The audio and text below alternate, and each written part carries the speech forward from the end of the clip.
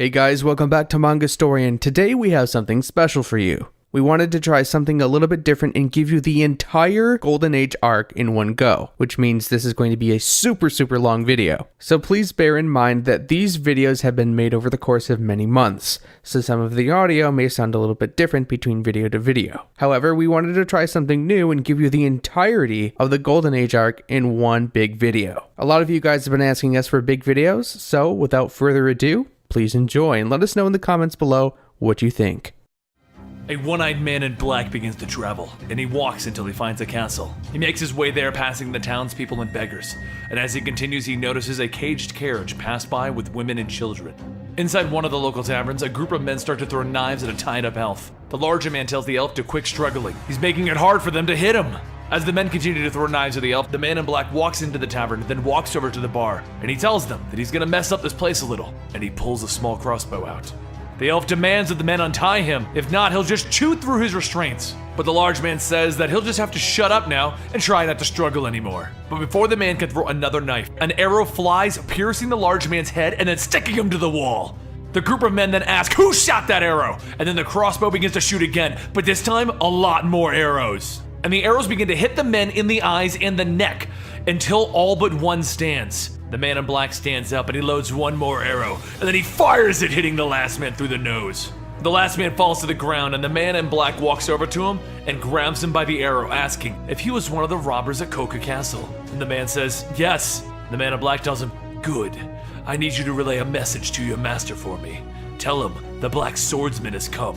The elf begins to call out from behind him, and the man in black grabs the hilt of his sword and he pulls out a massive great sword. Behind him, the man appears to stab him, but with one powerful downward swing, the man in black cuts the man in half, sending the severed body flying and blood spurting everywhere. Everyone watches in shock as the upper half is flung into the crowd of people, and the man puts his sword back. The thing is too big to be called a sword, too thick, too heavy, too rough. It's more like a large chunk of iron. The man in black looks at the robber and he tells him, I'm counting on you.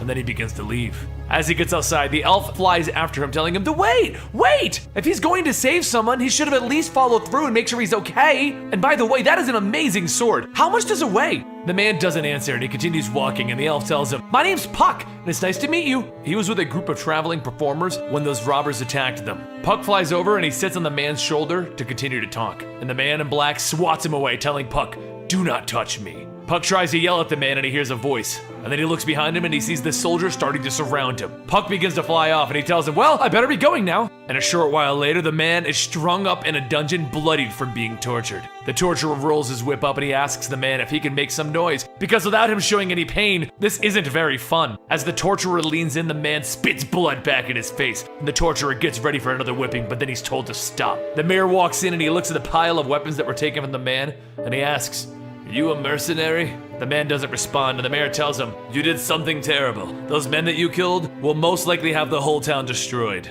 The man looks at the soldiers escorting the mayor and he asks them, are they that worthless? But before one of the soldiers can hit him, the mayor says that he doesn't know how terrifying the master of those bandits is. It is not human. It's something more frightening. There is no human capable of killing him. The man tells him that he knows. That monster eats humans. I know it very well. I also know that you send food to him. The mayor tries to defend himself, but the man tells him that it sounds like you're just trying to protect yourself, not so much your townspeople.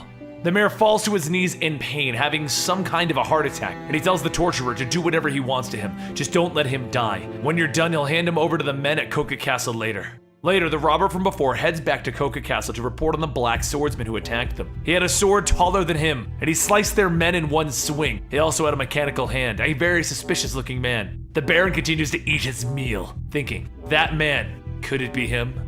Soon a guard enters, telling them the town mayor is here requesting to meet with them regarding the recent incident. The mayor walks in begging for forgiveness, and the Baron continues cutting his food, stating that he's not sure on the exact details, but this was the work of a wandering stranger. It has nothing to do with the mayor in his town. The mayor says that he'll double the food and the money, so please, and then the Baron picks up a piece of his food and he flings it over at the mayor. When the mayor looks down, he sees that it's an ear.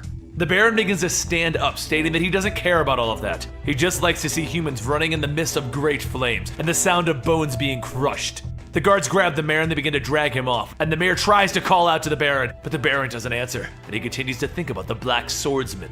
Over in a cell, the man in black lays on the floor, unable to move from all of his wounds. But laying there, he looks over at the makeshift bed and he sees a disfigured creature. He looks at it and he says, "You again." The creature starts to crawl towards him. The man yells back at it, telling it, "Stay back! Stay back!" But soon, it's interrupted by the sound of gargling water. Puck appears with a key ring, asking, "What was all the yelling for? You made me fall in the water. Wait, why is this water yellowish?" The man looks towards the creature, but he sees that it's gone, and he looks back at Puck, asking why he's here. Puck says that he's here to do a good deed. And with these wounds, as Puck reaches down to touch the wounds, the man yells at him, "Do not touch me!" Puck tells him, "Geez, I won't hurt you, just watch!" And he reaches out over the wounds. Soon the pain begins to fade and the wounds begin to heal. Puck looks back at him, telling him that elves have different powers. They can heal injuries, sense people's feelings, and some even say they have the power to bring happiness. Puck then asks the man his name, and the man tells him, "Guts." As Puck continues to heal Guts, he also notices a strange marking on his neck, and he asks what's that for. Guts swats him away and gets up, telling him it's the brand. And Puck has no idea what he's talking about. Guts tells him that the man is going to come and kill him and burn this town to the ground. And Puck begins to argue that he would be involving the townspeople if he stays to fight him. But Guts says that whatever happens to them will just happen. "I'm only interested in killing that man. People who get caught up in others' battles are fools who lack the strength to really live." Puck then asks, "What about me? Why did you save me?" And Guts just begins to laugh, asking, "Who would save a little insect like you?" Puck flies up and he hits Guts in the chin, and Guts yells, "Why'd you do that?" And Puck just looks back angry and flies away. Guts sits back down in his cell looking at the keys that Puck left, and he starts to scratch at his own skin, causing himself to bleed. Then, the brand begins to bleed as he smears the blood on it. He licks the blood, stating that this is what he's been waiting for. Later, outside, the Baron and his men begin to storm through the city, killing everyone in their path while the Baron drinks the blood of his victims. As the men continue to ride, they come across a pile of bodies, but one of the men notices something. When he looks closer, he sees a man stand up from the pile, and that man is Guts. He loads up his crossbow and he begins to fire at all the men on the horses. The arrows begin to hit the men in their neck and eyes, and Guts continues firing more and more. One of the men gets behind Guts and starts to charge at him, and so Guts grabs the hilt of his sword, and in one powerful swing, it cuts both the man and the horse into pieces. Above the fight, Puck watches the Baron as he makes his way to the front of the group, and he stares at Guts, asking, "Are you the black swordsman who's been hunting us apostles?" Guts drops his sword and he grabs a handful of arrows and he starts to reload. And the Baron tells him, "No human has any hope of defeating me." And he begins to charge towards Guts. Guts starts firing the arrows, hitting the Baron with so many arrows that he falls off his horse. As the Baron starts to get up, Guts reloads and launches more arrows, knocking the Baron into a building. He then reloads again and he starts to walk through the doorway that the Baron flew into. And when he steps in, a giant tail swings out, knocking Guts away. Through the doorway, the Baron's face appears, telling Guts, "It's impossible for a human to kill me." And when he steps out, he reveals himself to be a giant snake-like beast. The Baron makes his way towards Guts, and he begins knocking him around with his tail, throwing him into buildings. The beatings continue until Guts stops moving, and the Baron picks him up by the arm, telling him, "Humans are worthless. You're only good as food." But as he gets ready to swallow Guts, Guts holds out his mechanical arm, and then he pulls a string with his teeth. The fist drops down, revealing a cannon in his arm, and he fires, blowing away half of the Baron's head. Once on the ground, Guts grabs his sword and he swings once, cutting the Baron in half. He then falls over from that swing, spitting up blood, and as he gets back up, he's smiling. He begins to reload his crossbow, telling him, "It's true, humans are weak, but no matter how weak, we still want to live." And then he begins shooting the Baron repeatedly. The Baron looks up and he sees Guts' neck, and he sees that he has the sacrificial brand. Guts asks him, "Where are the remaining 5 members of Godhand?" And the Baron tells him he doesn't know. "I'm not permitted to enter." Guts tells him, "Enjoy your slow death." And he begins to walk away as the flames of the city start burning the building that the Baron is in, forcing it to begin to crumble and fall on him. The Baron screams for him to save him, but Guts continues to walk and he puts his sword away. Puck watches as Guts walks through the burning city, and the only thing that he can say is, "Berserk."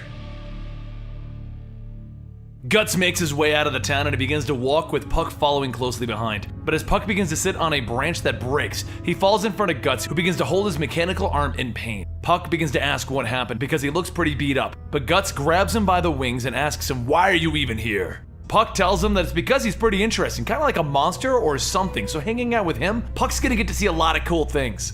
Guts drops him in a puddle and says, "I'll be honest, I don't like elves very much. You're weak and weak people irritate me." Guts begins to walk off, leaving Puck, and Puck tries to stop him but doesn't have any luck.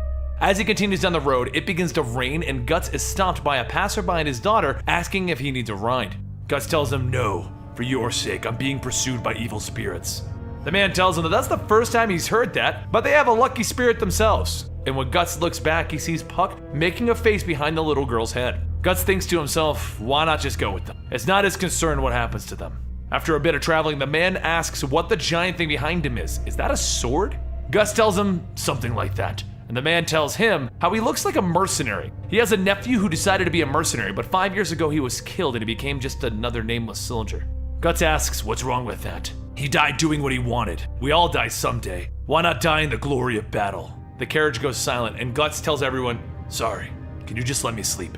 Soon Guts falls asleep and he begins to dream, but in his dream, he walks down a narrow path with a giant eye looking at him. As he walks, his brain begins to bleed and he hears a voice telling him that he can't escape. Listening to the voice, Guts doesn't look where he steps and he ends up stepping on a spike going right through his foot. He tries to pull his foot out, but then he hears a voice again telling him that he cannot escape, and he looks back to see the giant disfigured creatures getting bigger and closer. Guts begins to scream and then he wakes up to a creature trying to latch onto his face. He pulls out a dagger and he stabs it, throwing it to the side. Everyone starts to get up asking what was that? And Guts tells him, it's an incubus. And then he thinks to himself how they won't even let him sleep now. Puck asks why would they come and Guts points to his brand and says this summons them. He then puts his hand on it as he begins to feel it bleeding again. Guts jumps out of the carriage telling everyone not to follow him. The incubi are born from hatred mixing with the spilled blood of dead humans, which means there are corpses around here. The horses begin to get scared and the daughter jumps down trying to calm him. Guts tells her not to follow him, but it's too late. A spear shoots out of the ground, going through her chest. The man calls out to his daughter, but then all around them, the corpses begin to rise and surround them. Guts looks at the little girl, and then he grins, throwing knives at the skeletons, breaking their skulls. Puck says it's pointless, they're all dead already, and Guts tells him, you can leave if you'd like, but I'm staying. He then grabs his sword and he slashes upwards, cutting through several bodies. Guts readies himself and he begins to charge right into the middle of the group, swinging his sword, destroying everything in his path. Puck watches from the carriage, but then he hears something. He calls out to Guts, and when Guts looks over, he sees the little girl standing there, holding the severed head of her father. The little girl tosses the head to the side and jumps down, making her way towards Guts. Once she gets over to him, Guts looks down to see that she stabbed him. A moment later, Guts swings and the top half of the little girl's body launches across the forest. The corpses begin to gather up, but something's wrong with Guts, and as he swings his sword, he begins to cough up something. The corpses try to attack Guts, but he just grabs his sword tighter and he slashes his way through the giant crowd. Bodies begin to fly in every direction. Guts continues to fight until finally there are no more bodies and he looks down at the little girl. Puck tells him it wasn't his fault, and Guts begins to laugh, telling him, that's right. I told you people die in other people's battles. They didn't have the power to protect themselves from this destruction. That's all there is to it. But the forest goes silent and Guts looks up. The two begin to hear voices, telling Guts that he cannot escape them. As long as he has that brand, he cannot escape, no matter where he goes. Anger, sadness, pain, all of it. Guts begins to shout for them to shut up, holding his mechanical arm up. The fist drops down and he falls to his knees, firing the cannon. And then the voices stop. Guts stands back up and he begins to walk, and Puck looks around at all of the dead bodies and he thinks to himself, this is Guts' world. Guts continues to travel until he finds himself in another town with townspeople crowding around something. The people are having a public execution for a woman that is suspected of heresy, and the woman is being beheaded. The head rolls off the platform and Guts reaches down and picks up the head and looks at it. A little boy shouting that was his sister tries to fight his way through the crowd, but a guard knocks him down, telling him anyone under suspicion will be killed. Children are no exception. The guard walks over to Guts and asks him to hand over the head, but Guts just looks at him and spits in his face. He then turns his back to the guard and throws the head towards the Count, who's been watching over the execution. The Count catches the head while Guts punches and kills the guard. And then while holding the head, the Count sees the brand on her forehead. The Count looks down at Guts and Guts takes his finger and touches his brand. And he draws a small line from one end of his neck to the other with blood. Then he walks away. Guards are sent after him, but the Count sits back stating that was the Black Swordsman and he just declared war. The Count begins to squeeze the head tighter and tighter until it pops, and then begins to laugh. During the execution, a hooded figure walks off while Guts starts to run through the city, but before long, the guards surround him. Two guards walk over to him telling him not to resist, but Guts reaches to grab his sword and swings it across, cutting the guards in half. Soon the guards start to charge in, but Guts starts cutting them down with his massive swings. The archers prepare themselves to fire down on Guts, but before they can, a blinding light flashes in front of them, and then down below, the light flies towards Guts, shouting, "See? I saved you, didn't I?" Puck tells him, "You owe me now!" And then he's grabbed by a guard. A second later, the guard's hands are cut off, and Guts tells him, "There you go. The guards begin to stop attacking, and soon their captain, Zon Dark, appears. The man towers over Guts, telling him, "You've got a big sword for such a little boy." And Guts says nothing. Zon goes on to tell him that is an impressive sword. Would you mind me testing my pickaxe on it? And he begins to swing downward. The strike lands between Guts' legs, and he doesn't even move. Zon begins to swing side to side, hitting his own men, and then he swings down once more, hitting the wall behind Guts, telling him that he has nowhere to run. Zon readies one more swing, but this time, Guts readies himself. As the pickaxe comes down, Guts swings his sword into the path of the pickaxe, deflecting and breaking it, causing the broken pieces to fly right back into Zon's face. Guts then steps on Zon's head, kicking him to the side. All the while, the hooded figure from before is watching. Guts thinks that this may not end anytime soon, and then he throws smoke bombs to get away. But the hooded figure calls out to him, "Follow me if you want to escape." Guts follows the man, and soon they walk down an alley, and he tells Guts how everyone in this town is on alert because people are afraid of being arrested for suspicion. As they walk into the man's home, Guts notices all of the jars are filled with specimen, and he asked if he was afraid that he would be suspected himself. The man tells him not really, these are all ordinary doctor's odds and ends. And then he tells Guts that he saw him at the execution today. Does he maybe have something against the court, maybe revenge? Guts looks down at the man and kicks his walking stick out from his hand, telling him, "I'll be asking the questions." But as the man begins to stand back up, he tells Guts that he wants him to kill the Count for him. And once he stands, the man shows that he has 2 peg legs and part of his face missing. The Count shaved and cut away at him, consuming his flesh, but he knows it's a difficult story to believe. And Guts tells him, "Actually, I believe you. Rather, I know what he is." The man begins to laugh and tells him that there's something he wants to show him, and then he turns and pulls down a jaw hanging on the wall, and a secret door begins to reveal a passage. The 2 men walk into the room, and Guts looks at an egg-shaped thing and his eyes widen. Guts says, "This is Behelit!" At the end of our last chapter, Guts escaped through a tunnel with an old man. The man told Guts that he would like him to kill the Count. He also would like to show him something. So he led Guts down a hidden passageway, where he revealed an egg-like object that Guts knew too well. Behelit. Guts quickly grabs the man by the neck, asking, "Just who are you, and how did you get this thing?" The man told him that he stole it from the Count, but he will tell him everything. His name is Vargas, and he used to work as the castle's physician. And 7 years ago, things began to change. The Count himself changed. He began to suspect that other people were heretics, and those that he captured would be cut and dissected alive, and then he would eat them. He too was a part of it. After the Count captured him and his family, they tried to get away from what he had become. And in return, the Count cut off pieces of him. He then made him watch as he ate his family. Vargas says that he only managed to escape because of a drug that he concealed that allowed him to fake his death. And so when the opportunity came, he left the castle, taking that thing with him. So since then, for 7 years, he's researched every aspect of religion and the occult, but still he has been unable to find out what this thing is. And Guts tells him, it's a key that opens a portal to another world that overlaps ours and summons demons. Demons who manipulated the dark side of human history, the 5 members of Godhand. Meanwhile at the castle, Zon Dark gets up, still injured from Guts, shouting, "Kill, kill, kill!" Zon Dark begins to knock things over and people away until the Count enters, asking, "What is going on?" Zon Dark continues shouting, "I will kill the Black Swordsman!" And then the Count tells everyone to leave the room. Zon Dark starts hitting his head against a pillar, and the Count grabs him, asking, "Do you really want to kill him?" And Zon Dark tells him, "Yes, I'll do anything!" The Count tells him, "I will grant you a wish." And he begins to hold Zon Dark's head close, opening his mouth. A creature begins to worm its way out of the Count's mouth, and the Count tells him, take his demon inside of him.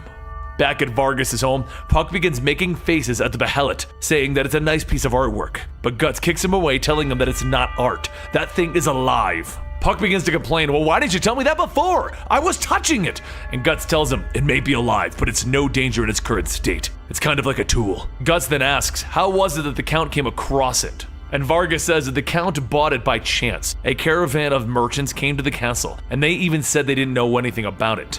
While Guts begins to wonder if it was really by chance, Vargas pulls out a map and begins to show him the secret passage. Then he begs him, because he's waited for this day for 7 years. Avenge him! Vargas grabs Guts by the shoulders, and Guts pushes him to the ground, telling him, do not touch me! Puck then grabs his cloak, asking how come he's always picking on people, and Guts just flicks Puck away. I won't avenge you, but I will kill the Count, all the same. And then Guts begins to hear something, and a giant figure comes crashing through the wall swinging an axe. He looks up and he sees that it's Zon Dark, and Zon Dark swings again. Guts manages to deflect the hit, but the power of it sends him to the ground. He then starts to get back up. He gets it now. This guy isn't even human anymore. Zondark tells him, I will cut you to pieces! And he begins to swing down his axe. Guts begins to get back up and he swings his massive sword, cutting off the arm holding the axe. Zondark begins to laugh.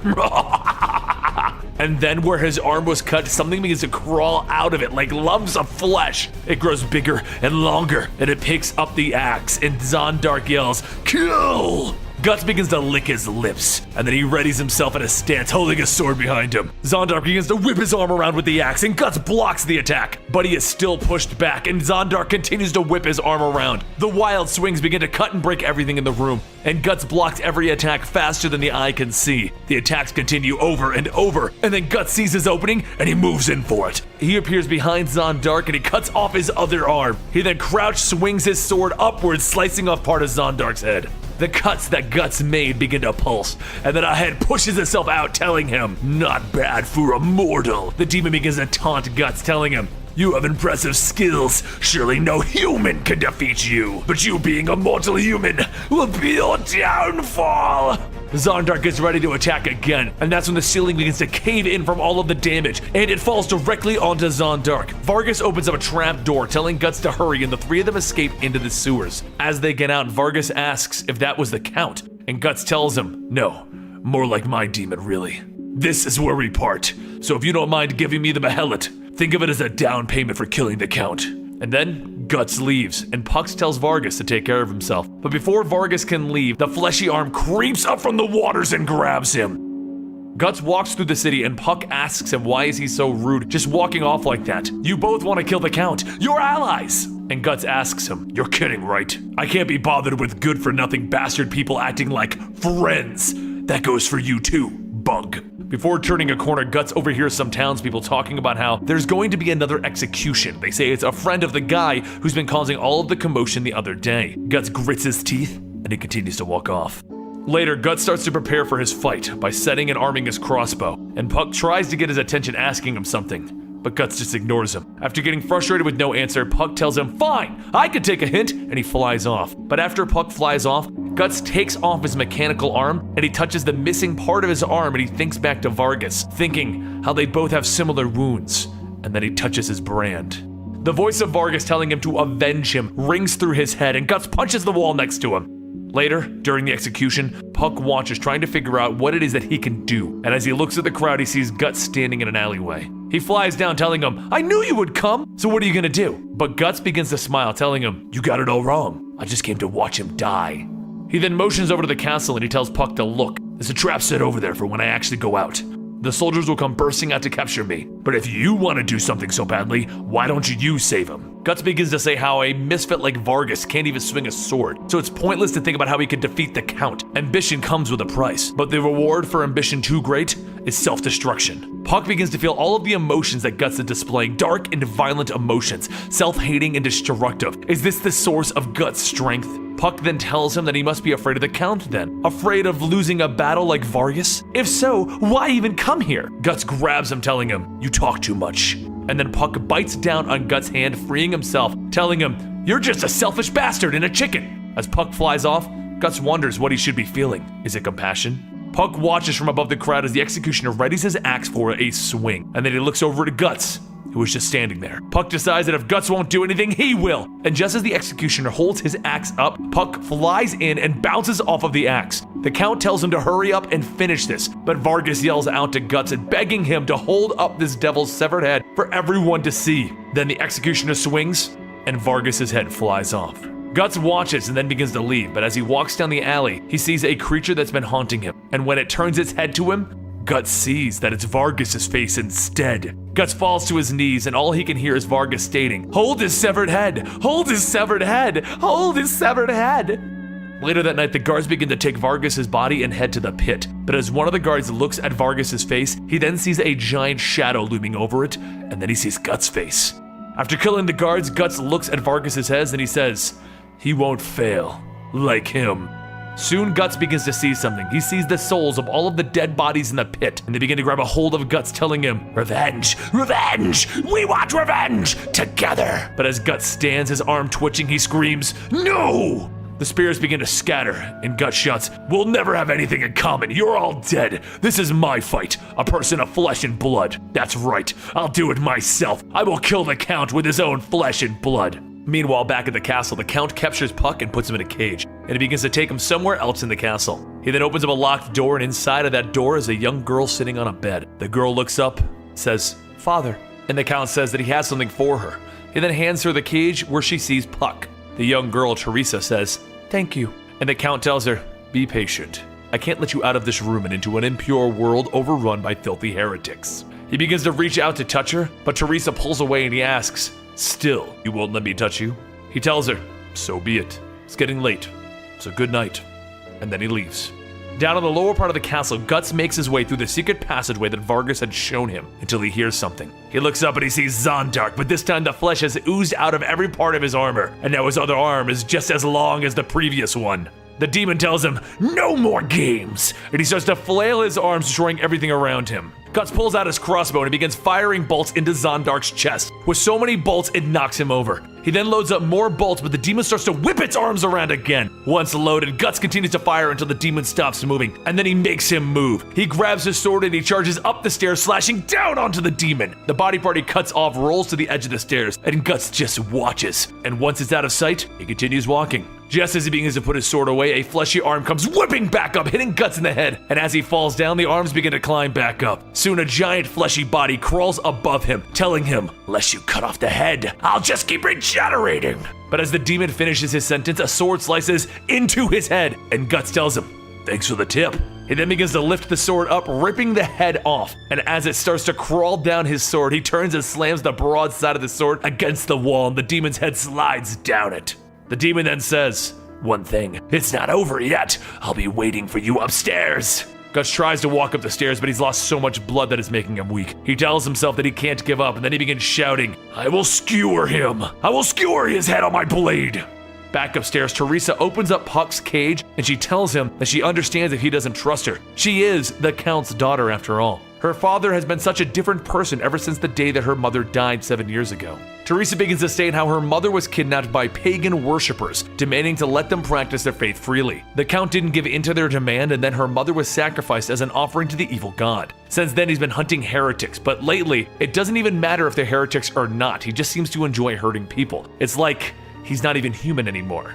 Guts continues to walk through the castle, up the tower, until he faces a room full of soldiers. Dahl, the Count's assistant, tells Guts that they knew he would be coming, so he can surrender quietly, or he will have him killed at once. But Guts tells him, "Move! You're in my way! Move!" Dahl then tells the archers to fire, but Guts just holds up his sword, blocking them. As Dahl sees the arrows blocked, Guts then runs forward, swinging his sword, cutting through the guards, slicing torsos and heads off. The spearmen then advance, and as they corner and thrust, Guts ducks and then swings again, cutting through the guards. He continues cutting and slicing through everyone, but Dahl calls out for Jericho to come out. Jericho steps out and charges at Guts, swinging his flail. But as Guts turns, he swings his sword down on Jericho, cutting through his shield and into his shoulder. Jericho staggers back and Guts swings a second time, but this time through his stomach. The rest of the guards begin to run, and Guts continues to walk up the stairs, and then he stands over Dahl. But all Dahl can see is a blank stare from Guts. Up in the tower, Puck and Teresa continue to talk, and she tells him how she's never been able to leave this room for the past 7 years. As Puck looks at her, he sees this child has a sober eye as she looks out of her window. And that's when they hear something. The guards below talk of a burglar, but Puck knows it is not a burglar, it is Guts, and he tells her that she needs to let him out. So she lets Puck out, and after shutting her window, he knocks on the window and tells her that he forgot to tell her. He'll be back, and he'll take her out of here. Alrighty then, bye!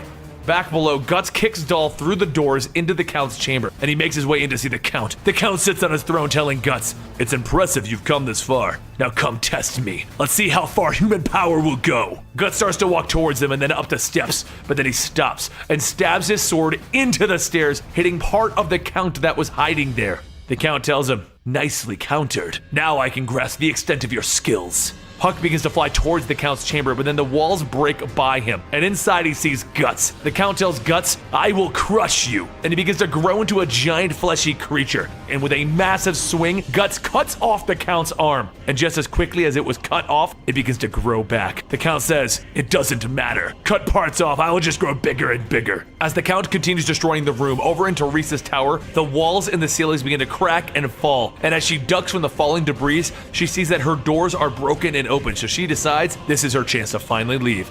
Back in the Count's chambers, he starts thrashing about trying to catch Guts, but Guts begins to dodge his attacks and begins to hide behind a pillar. As the Count starts to search, Guts sees Doll, and he has an idea. The Count sees Guts' cloak behind the pillar and begins to crash into it, causing it to fall on top of Guts. And then the Count looks at the body and sees that it was Doll wearing Guts' cloak. Just as Guts comes rushing out, swinging and cutting off the front tentacles of the Count. The Count then turns, grabs Guts, and slams him into another pillar. Guts begins to gather himself and stand up, and the Count tells him, "It's pointless. You can never win, and you can die knowing that you at least inflicted one attack on me." He then swings and knocks Guts away, but before Guts can get back up, the Count grabs one of his legs and begins to whip him across the room, hitting him into pillars in the ground. As he holds up Guts' lifeless body, the Count tells him, "It seems you still won't drop your sword, so I will just have to finish this." And he slams Guts one more time into a pillar, letting the blood pour from him. And then the Count begins to laugh as he towers over Guts' defeated body. And in our last chapter, Guts has made his way to the Count, but the Count has proven to be a bigger problem than Guts thought. Now Guts lays lifeless at the feet of the Count as he towers over him. And the Count looks down at Guts and he tells him, "It's over now." Puck flies in telling Guts, "You need to get up! You were acting so high and mighty before, it's time to wake up!" The Count continues to stare at him. "How these humans are so fragile." And then Puck begins to yell at the Count, stating, "You were one of those fragile humans. I know all about you from Teresa." "It wasn't about revenge. If that was the case, I would just exercise my authority. Instead, I just threw away my humanity." The Count begins to laugh.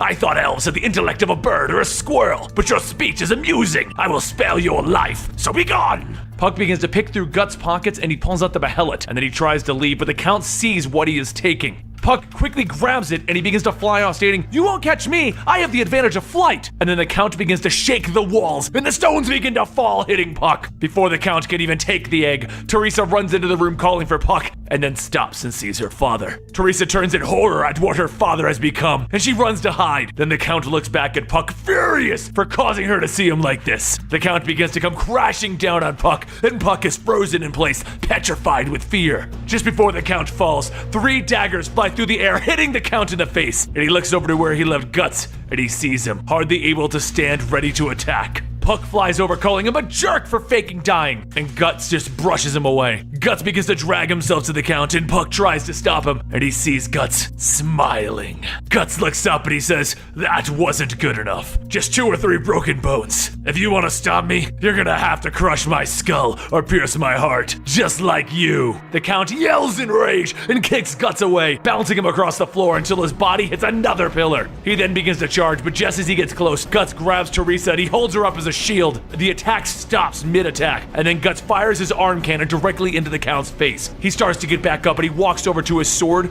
but with his hands broken, he leans down and he bites down on the hilt of the sword and he lifts it up, balancing it off of his metal arm. He then begins to pick up speed and he runs towards the Count, and he slices through one of the Count's mouths, cutting off the head. The Count's large body begins to fall, and Guts gets back up smiling, and he starts to walk towards the severed head. The Count begins to curse him, so Guts takes out his knife and he sticks it in the Count's mouth, pulling it upwards towards his eye. Guts tells him, "I will show you the limit of a human," and then he pulls the blade up, cutting right next to his eye. The Count screams out in pain and Teresa watches, crying, saying no, and Puck flies over telling him, "Stop, not in front of Teresa." And then Guts takes the knife and he swings it towards Puck, telling him to shut up. "If you get in my way, I'll kill you." He begs for him to stop, and then Guts slams the head on the ground, telling him, "Take a good look at a body that doesn't die." And then he stabs the head with the knife over and over, and Guts begins to laugh. "This is amazing. You really are superhuman. You really don't want to die, do you?" He continues to stab the blade until it breaks, and then he slips and falls on his back. As he lay here, he continues to laugh, picking himself back up. However, all of the blood from the Count begins to flow over to the behelit. He begins to beg that he doesn't want to die, and then everyone looks to see the behelit open its mouth, and then the room begins to change. Stairs appear going in all directions, and the Count tells Guts, "They are coming! The Great Ones are coming!" Soon Guts' wound begins to take its toll and his body collapses, but that's when he hears footsteps. When he looks up, he sees people standing there, floating in front of him. He begins to grit his teeth, seeing him.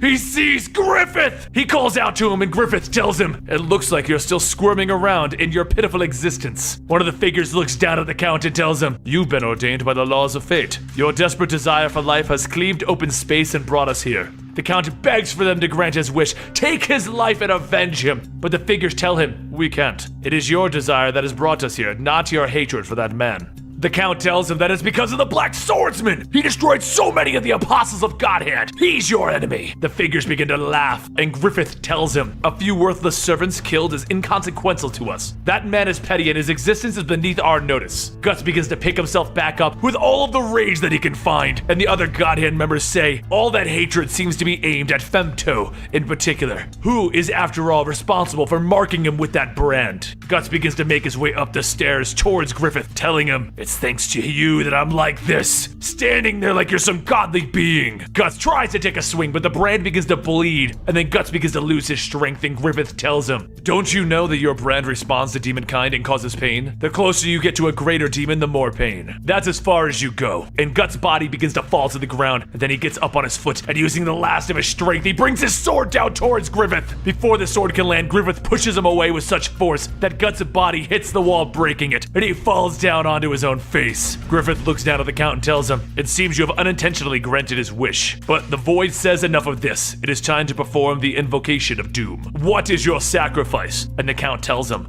the Black Swordsman. The female slain tells him, that's not good enough. And another member, Conrad, says he's already been branded. The Count then asks, who? And Griffith points to his daughter, to Teresa. The Count says, is there anyone else? If there was anyone else, I would.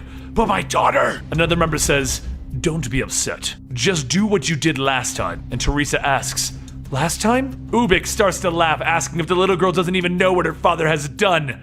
Well, then show her. 7 years ago, the Count was a noble man and he had a beautiful wife and a daughter, the very picture of happiness. But the land was overrun by pagans. So often the Count was away destroying these heretics. One day after returning home, he opened his doors and found a sea of flesh squirming in a tangled mess, and above them was a statue of a grotesque god with the head of a goat. The one who was clinging to that statue was the one that he loved above all. And in blind rage, the Count killed every single person except for his own wife. And when he raised his sword to her, he couldn't do it. The Count decided that he wouldn't do it. He would end his own life instead. However, his despair called out and opened the portal to another dimension. He begged for the suffering to end. He'll do anything. So he was offered to become a supernatural being if he would sacrifice someone. The sacrifice was offered to the one person that he loved and hated the most, so he could transcend his very humanity. The Void begins to bring the mark closer to Teresa, telling the Count that all he has to do is offer her and they will grant his wish. As Puck watches, Guts begins to call to him, telling him, I need my right arm so I can use it.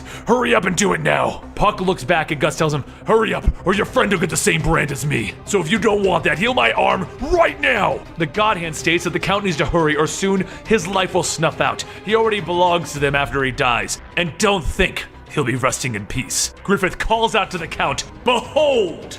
A vortex begins to swirl in it. The demons of the damned and Griffith tell him that this is only a small portion, but this is hell. If you keep waiting, soon your soul will be pulled in and you will wander for all of eternity. Selene says this is the fate of those who get caught up with demon kind. And then Puck sees that would mean Guts! Griffith tells him again, you have two options. Be reborn living among demons and continue your existence among demon kind, or revert to nothingness. And Conrad tells him, all you have to do is say the phrase, I offer my daughter for sacrifice. The brand gets closer and closer to Teresa, and she tries to back away, but as she does, she inches closer and closer to the ledge. The Void tells him, speak it! And the Count begins to think, is this the end for him? Only to die as some carved up monster? No, he doesn't want to die! The light begins to shine, and the Void says the fate has been severed. From the vortex, souls begin to flow out, reaching to take their newest soul. The Count watches, and the souls grab a hold of his severed head, and they begin to pull. But among those souls, Puck sees someone. He sees Vargas. The Count begins calling out to Teresa, but the souls begin to fade back into the vortex,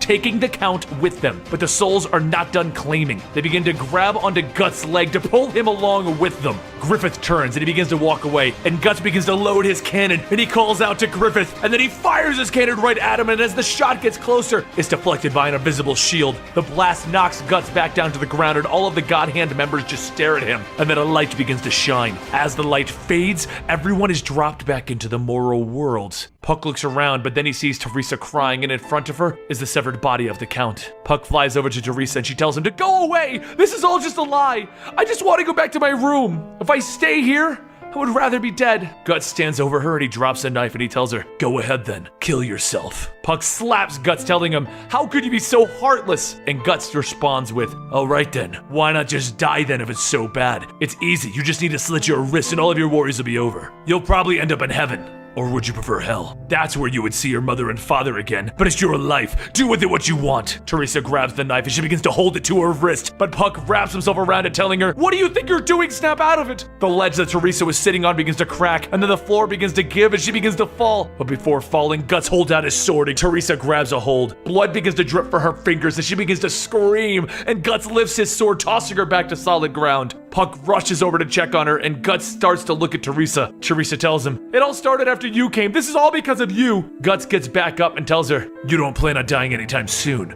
so that's fine by me. He then grabs his cloak and the behelit, and he walks away. Teresa tells him, I will kill you. Someday I will kill you. And Guts turns back. That's fine. I'll be ready whenever you do it. Puck flies to catch up and notices Guts is crying. He knocks him away and continues to drag himself away from the scene. Where a long time ago, there was a mercenary group going through a village that had been killed off and hung. As the group moved through, a woman jumps from the carriage and runs over to one of the hanging bodies on a tree and picks up a small child's body. One of the men mentions that Shisu has been acting strange ever since her miscarriage 3 days ago. And then they state that the leader Gambino, that would have been his kid, right? But he says, how the hell should I know? Gambino grabs Shisu and pulls her away, telling her that the kid is already dead. But as the child falls back down, it begins to cry. She runs back, picking the child up and holding it close, and then runs back to the carriage. One of the mercenaries comments that isn't it a bad omen to be picking up a child in a place like this? And Gambino says, what? Are you scared? 3 years later, nurses gather around Shisu in a tent, telling Guts to get out. Shisu has the plank. But as Shisu reaches out to him, Guts doesn't leave. He stays there holding the woman that he saw as his mother until she passes. 3 more years later, Guts finds himself on the battlefield with Gambino and his men holding out weapons to the men. Gambino calls out for them to give him a spear, and hesitant, Guts gives it to him. Gambino kills the man charging at him, but as the dead body falls on Guts, Gambino hits him with the base of the spear, telling him, don't be so slow, I could have been killed. Days later, Guts trains with Gambino with swords, but being so small and using a sword so big, his movements are slow, and Gambino knees him in the stomach. You can't expect to be getting any more free meals. You have to earn your food. One of the other men then tells him it's fine. Why doesn't Guts use a sword more to his size? But Guts tells him no. He picks himself back up, grabbing the enormous sword, and he charges back at Gambino. But Gambino begins to slice away, cutting Guts all over. That is, until Guts moves forward, thrusting his sword up, cutting Gambino's face. Gambino's face fills with rage, and then he grabs Guts, hitting him across the face, cutting his nose. The other men then rush over to check on Guts and tell Gambino, that was a bit childish, wasn't it? And Gambino tells them, yeah, I guess so. As the night comes, Guts tries to get some sleep, but the cut on his nose clogs his nose with blood and making it hard for him to fall asleep. And then he overhears some of the other mercenaries outside stating that he's a bad omen. Probably his fault why Shisu died. Guts does the only thing that he knows to do. He grabs his sword and he holds it close as he tries to go back to sleep. Days pass and Guts continues to practice swinging his sword until he finally reaches 100 swings. And then he takes a break. The blisters on his hands start to hurt and begin to bleed, but he can do it. He can push through it. Behind him, Gambino calls him, stating he's taking an awful long time to get some water. And then he tosses a punch at Guts, telling him it's medicine. Gambino heads back before leaving Guts, telling him thank you. But Gambino just says hurry up and get the food. 3 more years pass and Guts finds himself on the battlefield again, this time holding a sword, and Gambino orders the charge and the men start running into the battlefield with Guts joining them. A knight swings his sword at Guts, knocking off his helmet, but Guts thrusts his sword forward, stabbing the knight in the throat. He then pushes the knight off of him, and as he stands back up, he's hit in the back with a flail. The large knight continues to attack again, but before he does, Gambino stabs the knight from behind through the neck. He then looks down, telling him, your sword isn't practical. After he kills another one, he tells him, move on, we got more work to do. Later that night, the mercenaries continue to collect their rewards, but after collecting his, Guts runs over to Gambino to give him his share. Gambino pulls out a coin and flicks it, telling him, keep it up. A short while later, the night goes on and another mercenary calls out to Gambino, and when he turns, Gambino says, Donovan, what can I do for you? As the moon hangs over in the sky, Guts lays in his tent trying to sleep, and then he hears something and he sees Donovan. Donovan reaches down to him, but Guts reaches for his sword and Donovan tackles him and holds him down. The end of our last chapter, we began to see Guts' upbringing as he traveled with a group of mercenaries. As the group won their last battle, the mercenaries celebrated, but the night came and Guts went to bed. And another mercenary by the name of Donovan entered Guts' room and began to hold Guts down by force. Guts tried to fight off the large man, but using his large size, Guts was no match to defend himself. Donovan kicks Guts in the stomach and he tells him, "It's no use fighting. I've already paid Gambino for this night with 3 silver coins." Guts tries to understand what is going on, but the only thing he can do is endure Donovan having his way. The next morning, Guts lays beaten and broken and he steps out to confront Gambino. But as Guts stands with nothing but a sheet and his sword, Gambino looks at him asking, "What do you want? It's a bit early for sword practice, and I'm too hungover, so go find someone else." Guts begins to think to himself that he doesn't know what happened, and as Guts tries to ask, he stops himself, and he remains quiet. Later, the group rides into battle as Donovan leads the charge. He tells everyone the spoils are theirs, so loot whatever you can first. As the battle goes on, Donovan begins killing the enemy knights and begins chasing after a few stragglers. But as he kills them, a bolt flies through the air, hitting Donovan in the back. He looks back to see Guts holding a crossbow, and just as he calls him a bastard, Guts fires another bolt right into Donovan's mouth. Donovan falls to the ground and Guts places his sword into Donovan's mouth, telling him, "Say it! Say it again! Who was it that sold me?"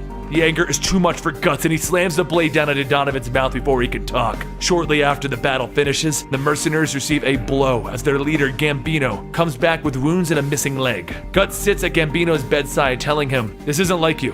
You couldn't have."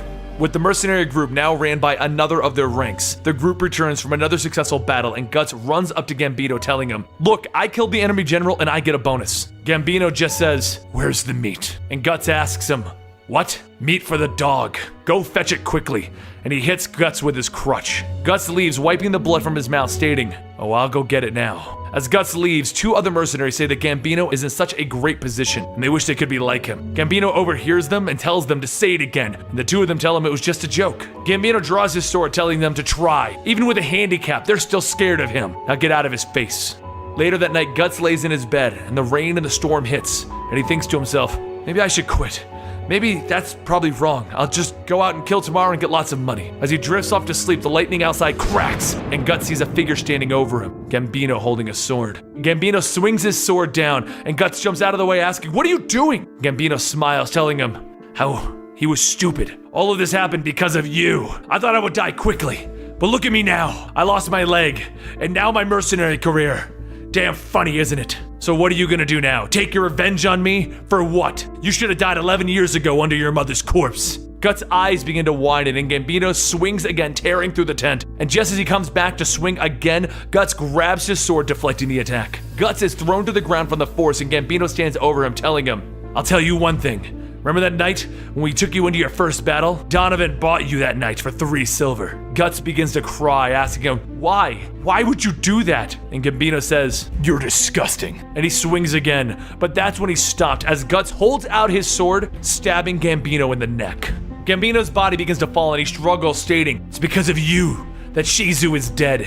And then he bleeds out on Guts. Guts sits there looking at the lifeless body, and the other mercenaries run over to see what's going on, and that's when they see the bloody Guts in Gambino's body. They ask if Guts killed him, and then they reach out to grab him, so Guts slashes at a man's arm, nearly cutting it off. The others begin to draw their swords, and Guts begins to fight them off, and then he runs to escape. He runs to the stable, and he jumps on a horse, and he leaves the camp, but as he rides, the other mercenaries begin to catch up to him. The horse gets closer and closer to a ledge, and the men begin to fire their bolts, and one man lines up a shot and then shoots Guts right in the back, causing him to fall off of the horse and drop down the cliff. Slowly, the rain begins to stop, and at the bottom of the cliff, Guts lays motionless, and then his eyes begin to open. Looking up at the night sky, he begins to pick himself up, using what little strength he has left, and he begins to walk. He tells himself that it would have been nice if he had died, so what is he supposed to do now? As he walks dragging his sword, he notices a pack of wolves gathering around him, and he just smiles. The wolves howl, and he says, "This is it.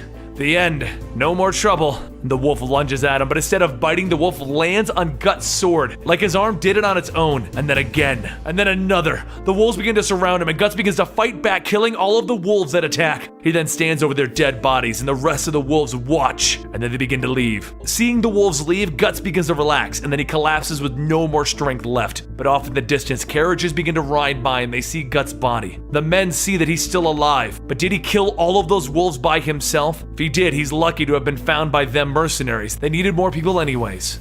Years start to pass and Guts is with his new group.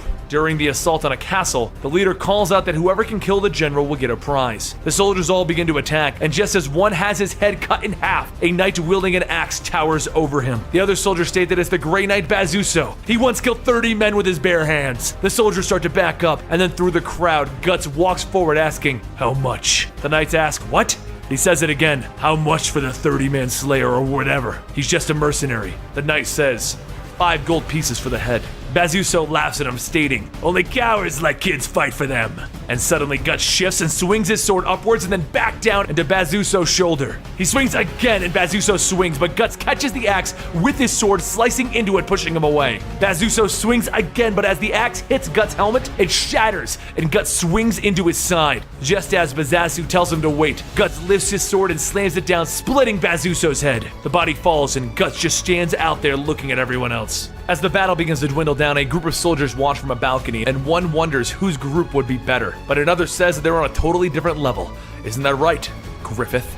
A short while later, the leader of Guts' mercenary group hands him his money and tells him that he should stay. He can offer him a good salary. But Guts just takes the money and after counting it, he walks off. The knight grabs him, telling him to wait, but Guts knocks away his arm, telling him, "Do not touch me." And he then turns his back to the man. The knight tells him that he should just go die in the battlefield, and Guts walks off. A little while later, Guts begins to walk through a field as someone watches, and they call out that someone is coming. Those men were the soldiers watching from the balcony, asking Griffith what they should do. While just laying there, he tells them that they can do whatever they want. The man Corcus starts to lead a group of men down. However, before leaving, another mercenary named Casca laughs, stating that their ability isn't enough to kill the boy. They might just die. Guts continues to walk and then hears the sound of horses, and suddenly he finds himself surrounded. One man charges in, but Guts quickly pulls out his sword and cuts into the man's side.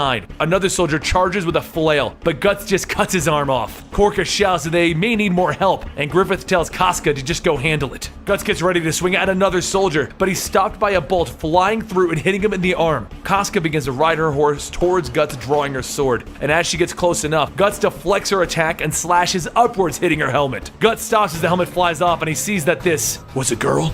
Casca jumps off the horse and lunges into attack, but Guts' strength begins to overpower her and he knocks her down to the ground. Just as he's about to deliver the final blow, a spear is thrown, stopping the fight. Guts looks over and Casca shouts, "Griffith!" Griffith looks at Guts holding his sword and he asks, "Are you gonna drop it?" But seeing that he's not, Griffith begins to charge forward.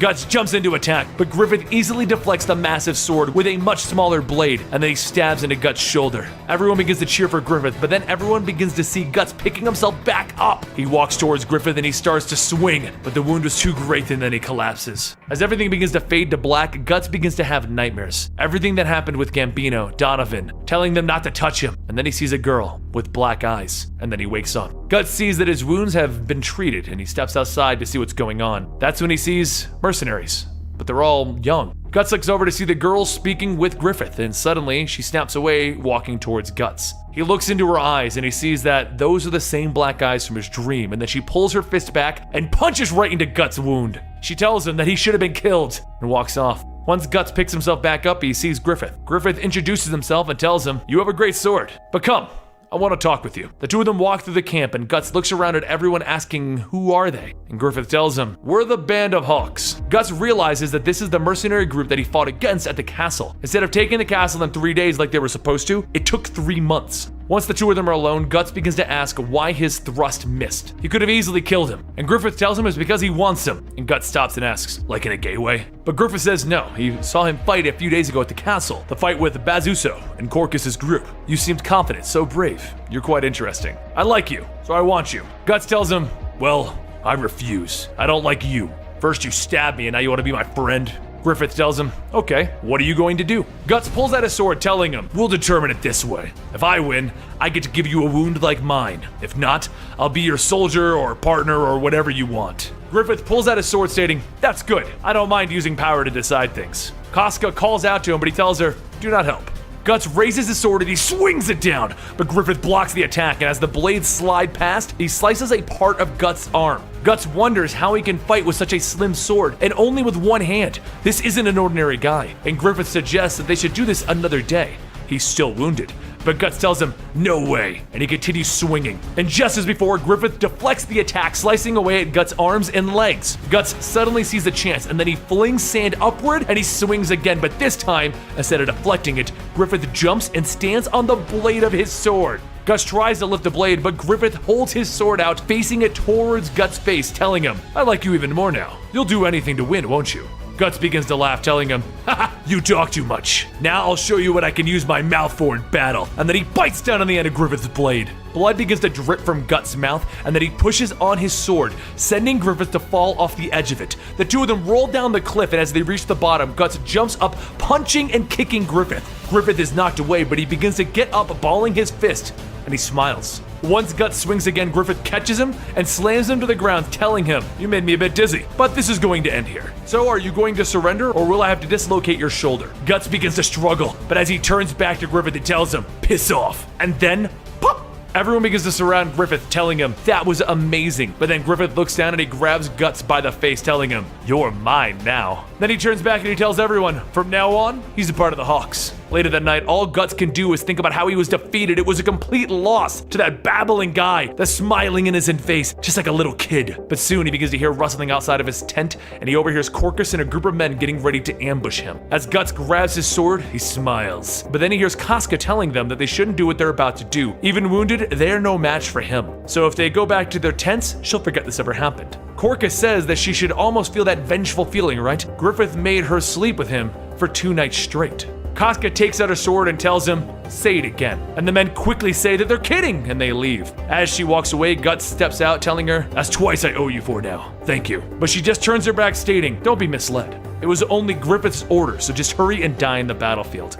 Once Guts regains his strength, he heads out on his first battle with the Hawks. Their mission will be to destroy the other army's supplies and weaponry. However, Guts will be tasked with the rear guard. He'll have to block the enemy so that the group can get to safety. Even though it will be the only way out of the forest, he'll have to be careful of pursuing soldiers. This task will have a very high chance of death. A little while later, the group begins to sneak up on the enemy camp, and as the guard sits and watches, he begins to see a light coming out of the forest. And then more. And then the army rides out. The guard calls out that the enemy is attacking from behind, but Griffith and the group are already riding through, killing anyone in their path. Griffith calls out to set fires, and soon the encampment begins to light ablaze. As the fire begins to spread, Griffith then calls out to everyone, telling them to move out. They will leave and split into 2 groups. The groups begin to charge through the entrance, running over the enemy knights, but as they pass, Guts starts to get into position. He's never seen an attack this fast before, but that doesn't matter, because right now, it's up to him to complete his task.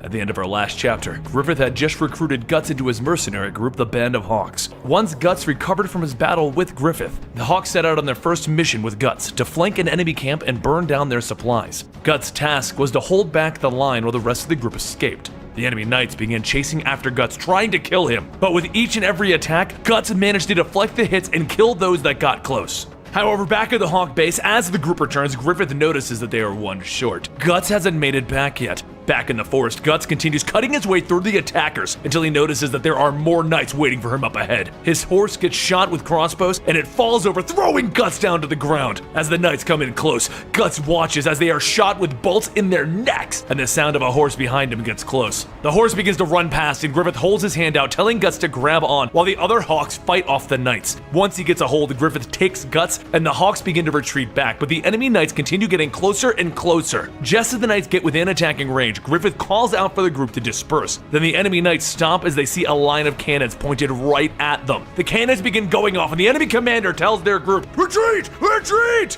And as the enemy turns to escape, the rest of the Hawks start to gather and celebrate over Griffith's victory as Guts just watches, wondering what just happened. Later, as the night begins to set, the Hawks all continue celebrating by eating and drinking. However, Guts sits alone from the group. Another soldier, Jude, walks over to where Guts is sitting and tells him that he should come back with them and drink. While they're all stationed here, they need to have as much fun as they can. Guts tells him, I'm okay. But another soldier named Rickett comes by to thank Guts for saving him earlier, and Jude tells him to come on, this is your welcoming party. Guts says no one asked them to do that, and Jude calls over another soldier named Pippin to forcibly bring Guts to the party. As he screams, do not touch me! He swings his arms over Pippin's shoulder, hitting him in the chin, and Pippin tells him, stop being so bashful. Once they get back downstairs, Pippin tosses Guts down, handing him a drink. And at first, Guts tells him no, but he finally gives in, and he drinks with the rest of the soldiers. They all toast Guts, and Griffith watches from the other side of the room, smiling. The next morning, Guts goes back to sitting along the castle walls, and Jude stops by to see how Guts is adjusting to being in the Hawks. At first, he tells him that he's not sure. There isn't much difference between mercenary groups, but one thing that he has noticed is how young all of the band of Hawks are. And there's something else, something different about them. Jude thinks about it and tells him it might have to do with Griffith. He's like a child, an adult, a good guy, and pure evil all at once. You just really can't figure out exactly what he is. It's also like he has something that the common people don't have. Some kind of confidence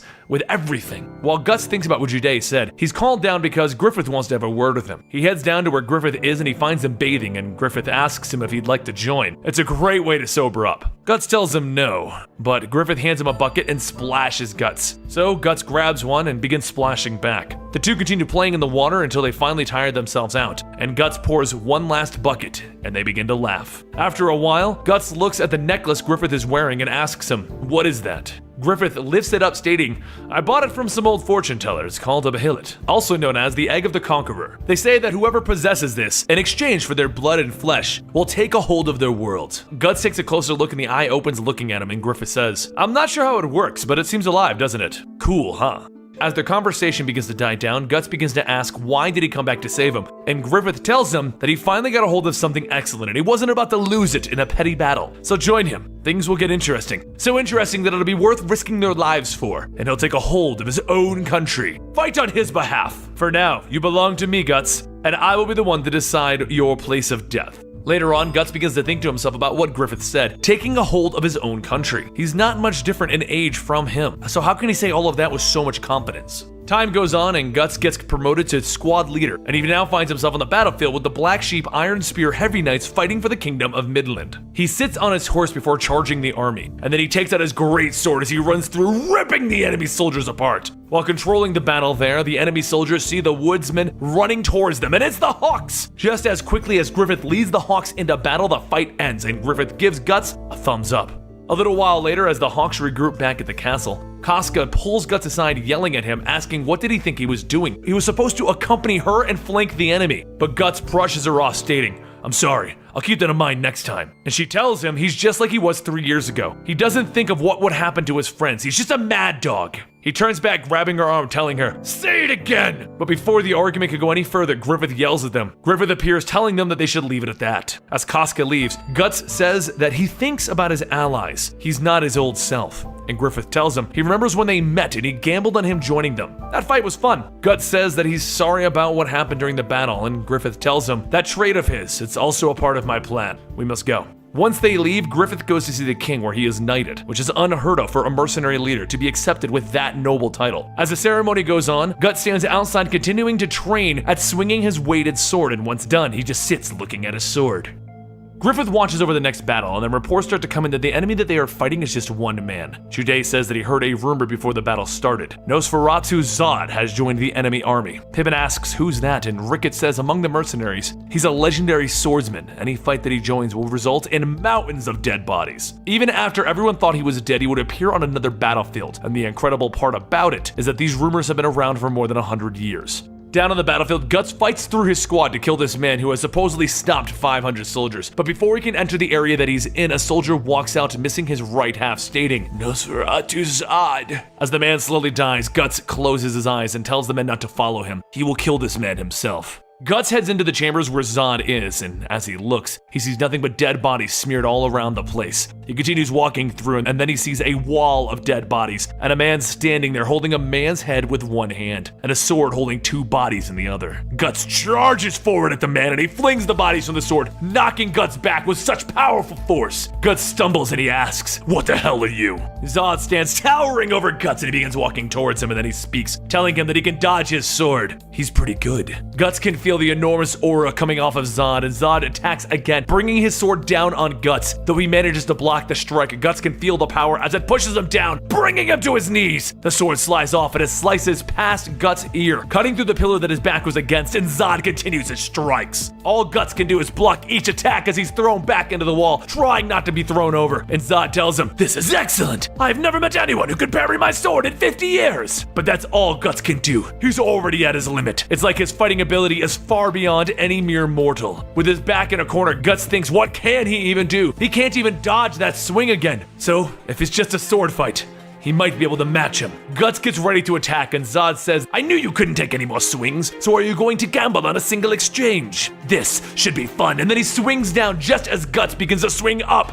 Guts' sword meets with Zod's blade, and the force from Guts' attack begins to cut through his sword. Guts swings one more time upwards, and Zod shouts. And then Guts sees his sword cut through Zod's arm into the side of his neck. Zod grips the blade, and he pulls it back out, stating, That was incredible! To wait and break my sword. You are the first human to cut me so deep in 300 years that I've been killing humans. Zod begins to change into his demonic form, and Guts stands watching as his fear begins to set in. And Zod says that he is quite pleased. He's almost forgotten the feeling of bloodlust. Come, let's fight! And with a powerful swing, Zod throws Guts back, charging in at him again. Guts tries to swing and he connects, hitting Zod in the head, but he just laughs and swats him away. Guts' body slams into a pillar and Zod begins to ask, What's this? You can't fight anymore. For a human, you are doing so well, but I won't be merciful. But as he goes to pick up Guts by the shoulders, digging his claws into him, bolts begin to fly through the air into Zod's back. Zod turns to see an army of men standing there, and leading them is Griffith. Griffith tells the men to fire again, but Zod brushes off the arrows, telling him, That was unforgivable. Zod charges at the men, clawing and ramming his horns, and as the bodies begin to fly in the air, he grabs another and begins to chew right through them. Griffith orders everyone to retreat, and then he runs over to help Guts up. Zod then walks over to the two of them, asking, Where are you going? My heart still beats. I'm going to fight you until my body breaks apart. And then he starts charging at the two of them. Griffith says that he's gonna go left and that Guts will go right, and the two of them break away as Zod gets closer. In a flash, Zod's right arm is cut off by Griffith. He screams out, knocking Griffith away into a pillar, and then stands over Guts. And he asks, What's going on today? I've met two humans capable of wounding my body. Zod picks up his severed arm and he begins to swing it down, stating, These humans will both die together! He begins to pick up Griffith's body, and as he does, he notices his necklace, the egg of the Emperor. He drops Griffith, asking, How does this young man have the crimson behelit? It belongs to the God Hand. And then he begins to break the roof of the building, stating, Our fight for today will stop, but I'm sure I will be seeing you again. But before he goes, he gives Guts a warning.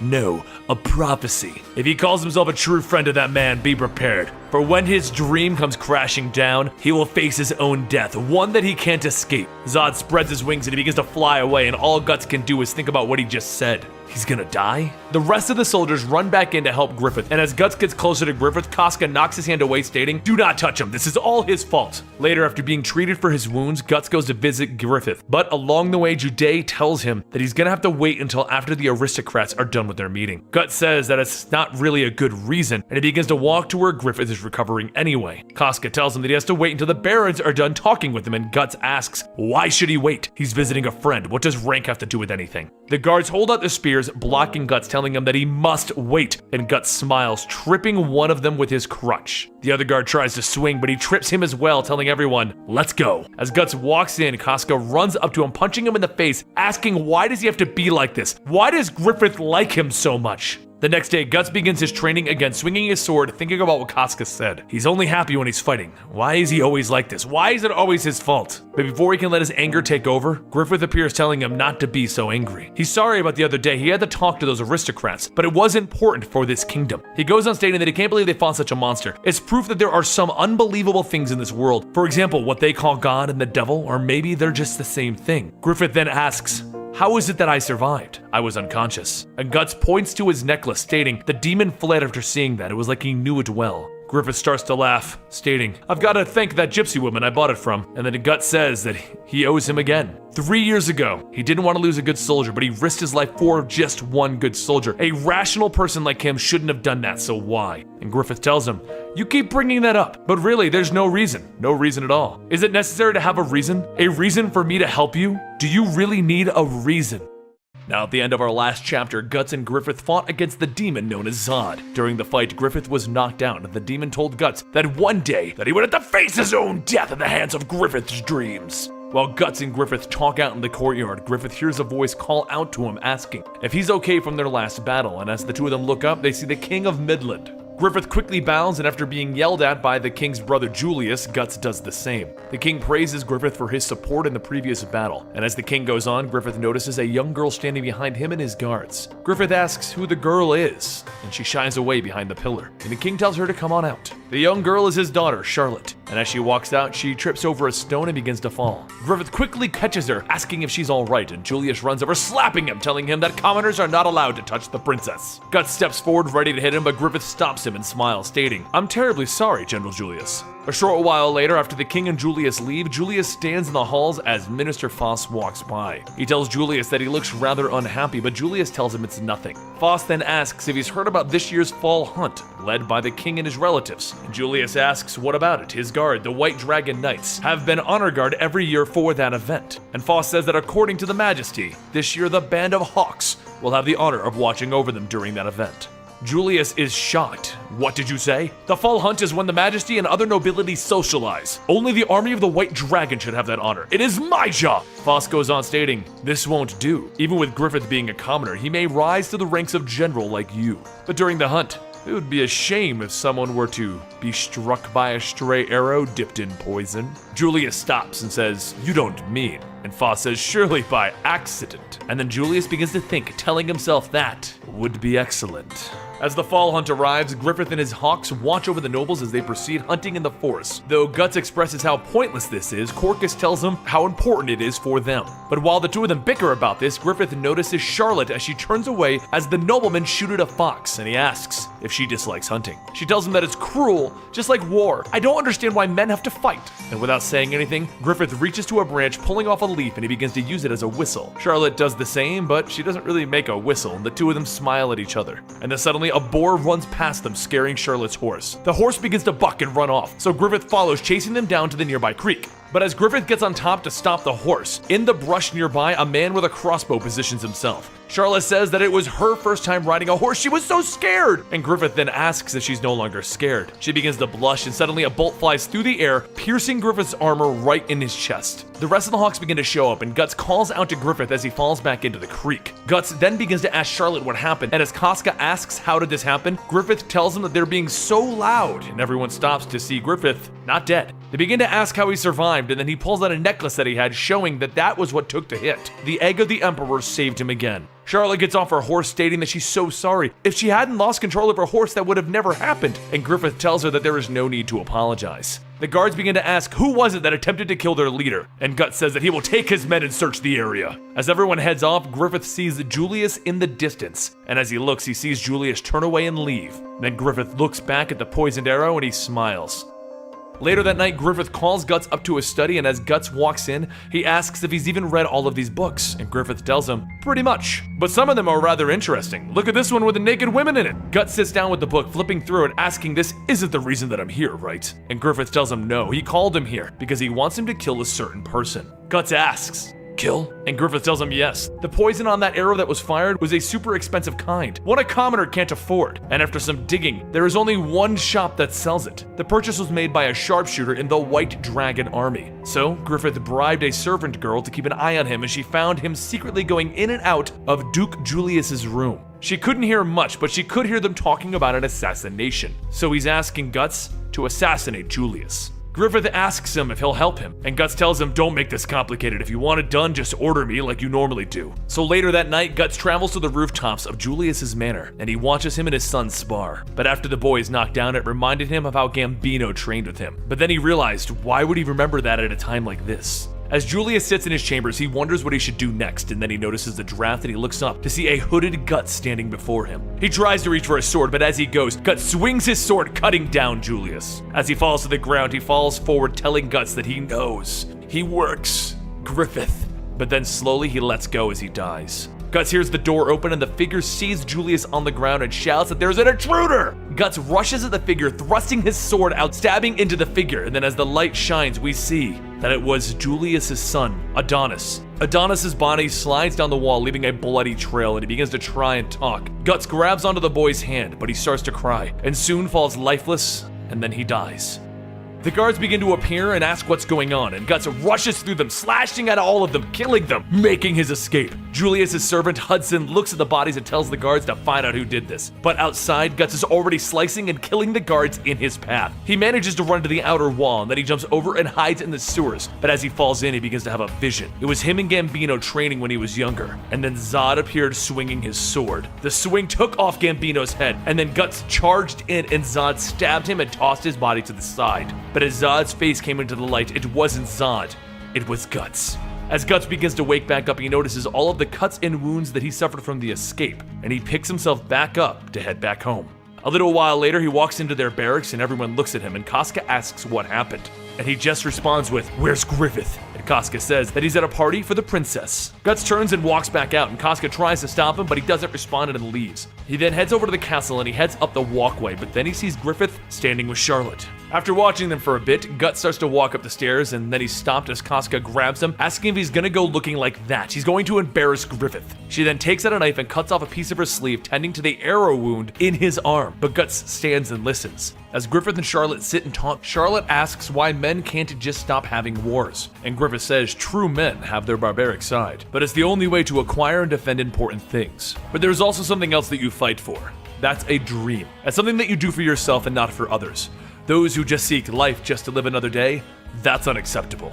Guts is stopped by those words, and Charlotte says, "That sounds amazing. Your friends must follow you because of your charm." Griffith tells her, "They do serve me well, but to me, they are not friends. A friend would not just follow another's dreams. A friend would find his own reason to live. A friend, in my mind, is someone that is my equal." Guts stops and he thinks, is that what he's been doing? Following Griffith and he's not been seen as a friend? As Griffith and Charlotte continue their talk, words begin to spread of the death of Julius and Adonis, as a noblewoman runs in shouting into the heavens. Griffith stands there and he smiles. Casca listens to them silently, and then she looks back at Guts as he walks away, and she wonders.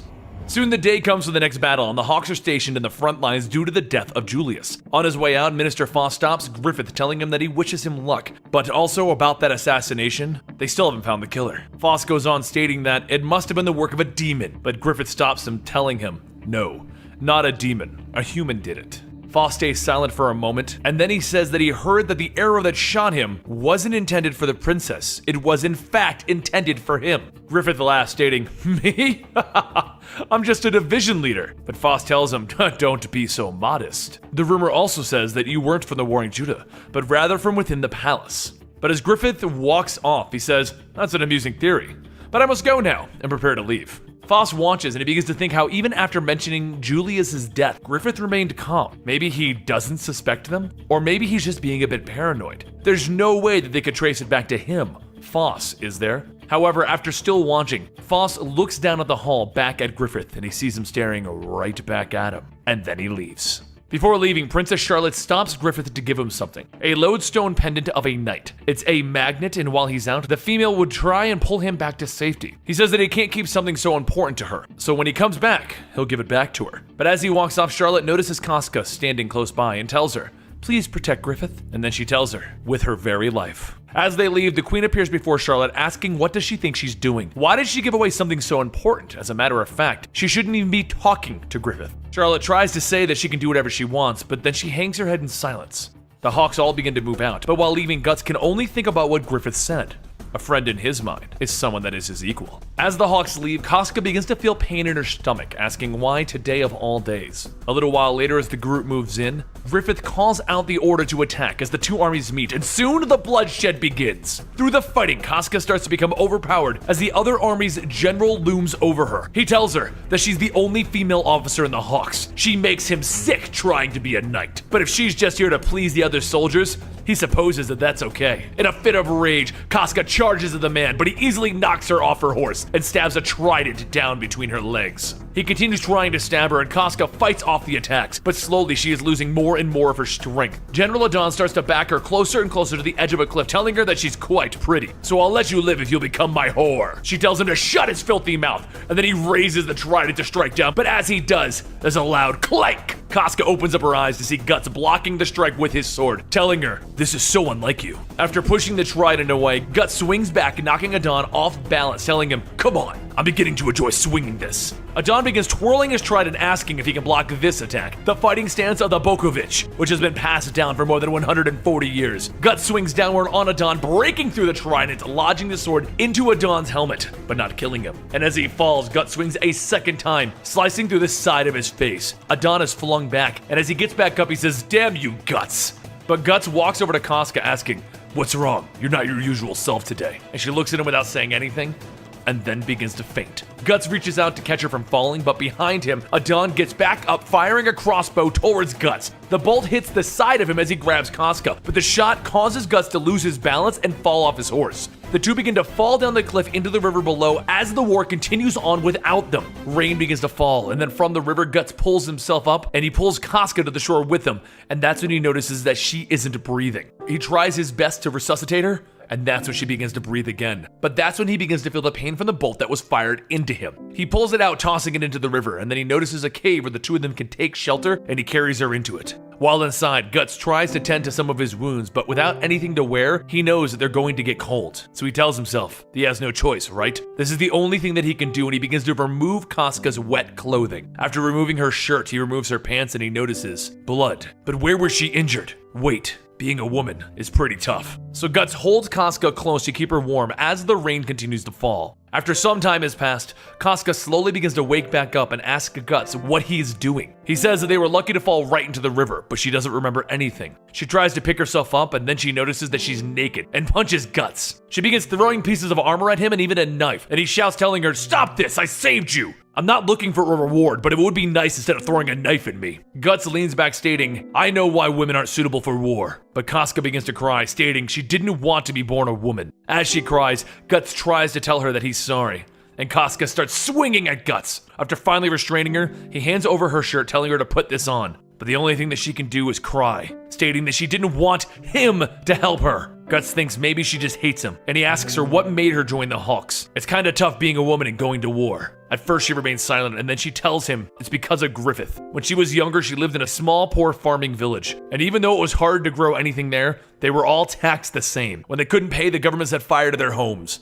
So they got used to being stepped on. Then one day while she was working in the fields, there was a noble that passed by, and later found out that her parents gave her away to that noble. However, on their way back to the castle, he began to force himself on her, and just before he could have his way, a light shined, and the noble's ear flew off. Sitting on his horse stood Griffith, and then he threw his sword down towards her. He told her that if she wants to protect herself, pick up that sword, and in a moment of hesitation, the noble jumped towards the sword. Casca managed to grab the sword and hold it up, but before she knew it, the sword had pierced the man's chest and he fell dead. Back then, the Hawks were just a bunch of thieves, but Casca asked them if she could go with them. Griffith looks down, stating whether she followed them or not is her choice, and Casca smiled and joined the group. At the end of our last video, Guts and Casca became separated in their latest battle. While tending to their wounds, the two hid out in a cave awaiting for the moment that they could move out. But while they sat, Guts asked what was it that made her join the Hawks, and soon, she began to tell her story. Once she finished telling Guts how she joined, she then explained the life afterwards. She followed Griffith, even worshipped him, but he was a commoner just like the rest of them. By the time she was able to become a soldier, the Hawks had been serving underneath a baron who was very wealthy and well known. However, there was a rumor about him that he had an obsession and he would pick up little boys from nearby villages, but only the cute ones, and he would imprison them. But all of those boys, their eyes were empty, and they had no feelings aside from fear. Later, the Hawks would continue their battles, but one day after fighting, Griffith found a young boy in the battlefield who decided to follow him. He was a nice boy who would help serve dinner, but that day when Griffith saw his lifeless body, he wondered if the thing that really killed him was his own dream. After that is when Casca began to see the changes in Griffith, and one night several days later, she went to the castle of the Baron to see him. While walking past the Baron's chamber, she noticed that Griffith was standing on the Baron's balcony, and moments later the Baron appeared and walked him back into his chambers with his arm around him. The next morning she found Griffith down by the river bathing, and when he noticed her, he asked if she would like to bathe with him. But while Casca tries to find her words to speak, Griffith then says that maybe she doesn't like it because the water is too dirty. Casca then asks why he was with the Baron, and with his simple answer, he tells her because of money. With their army growing, they needed funding to support everything, so instead of losing soldiers in the field, Griffith did a little math and decided that sleeping with the Baron for one night would give him 10 battles worth of money.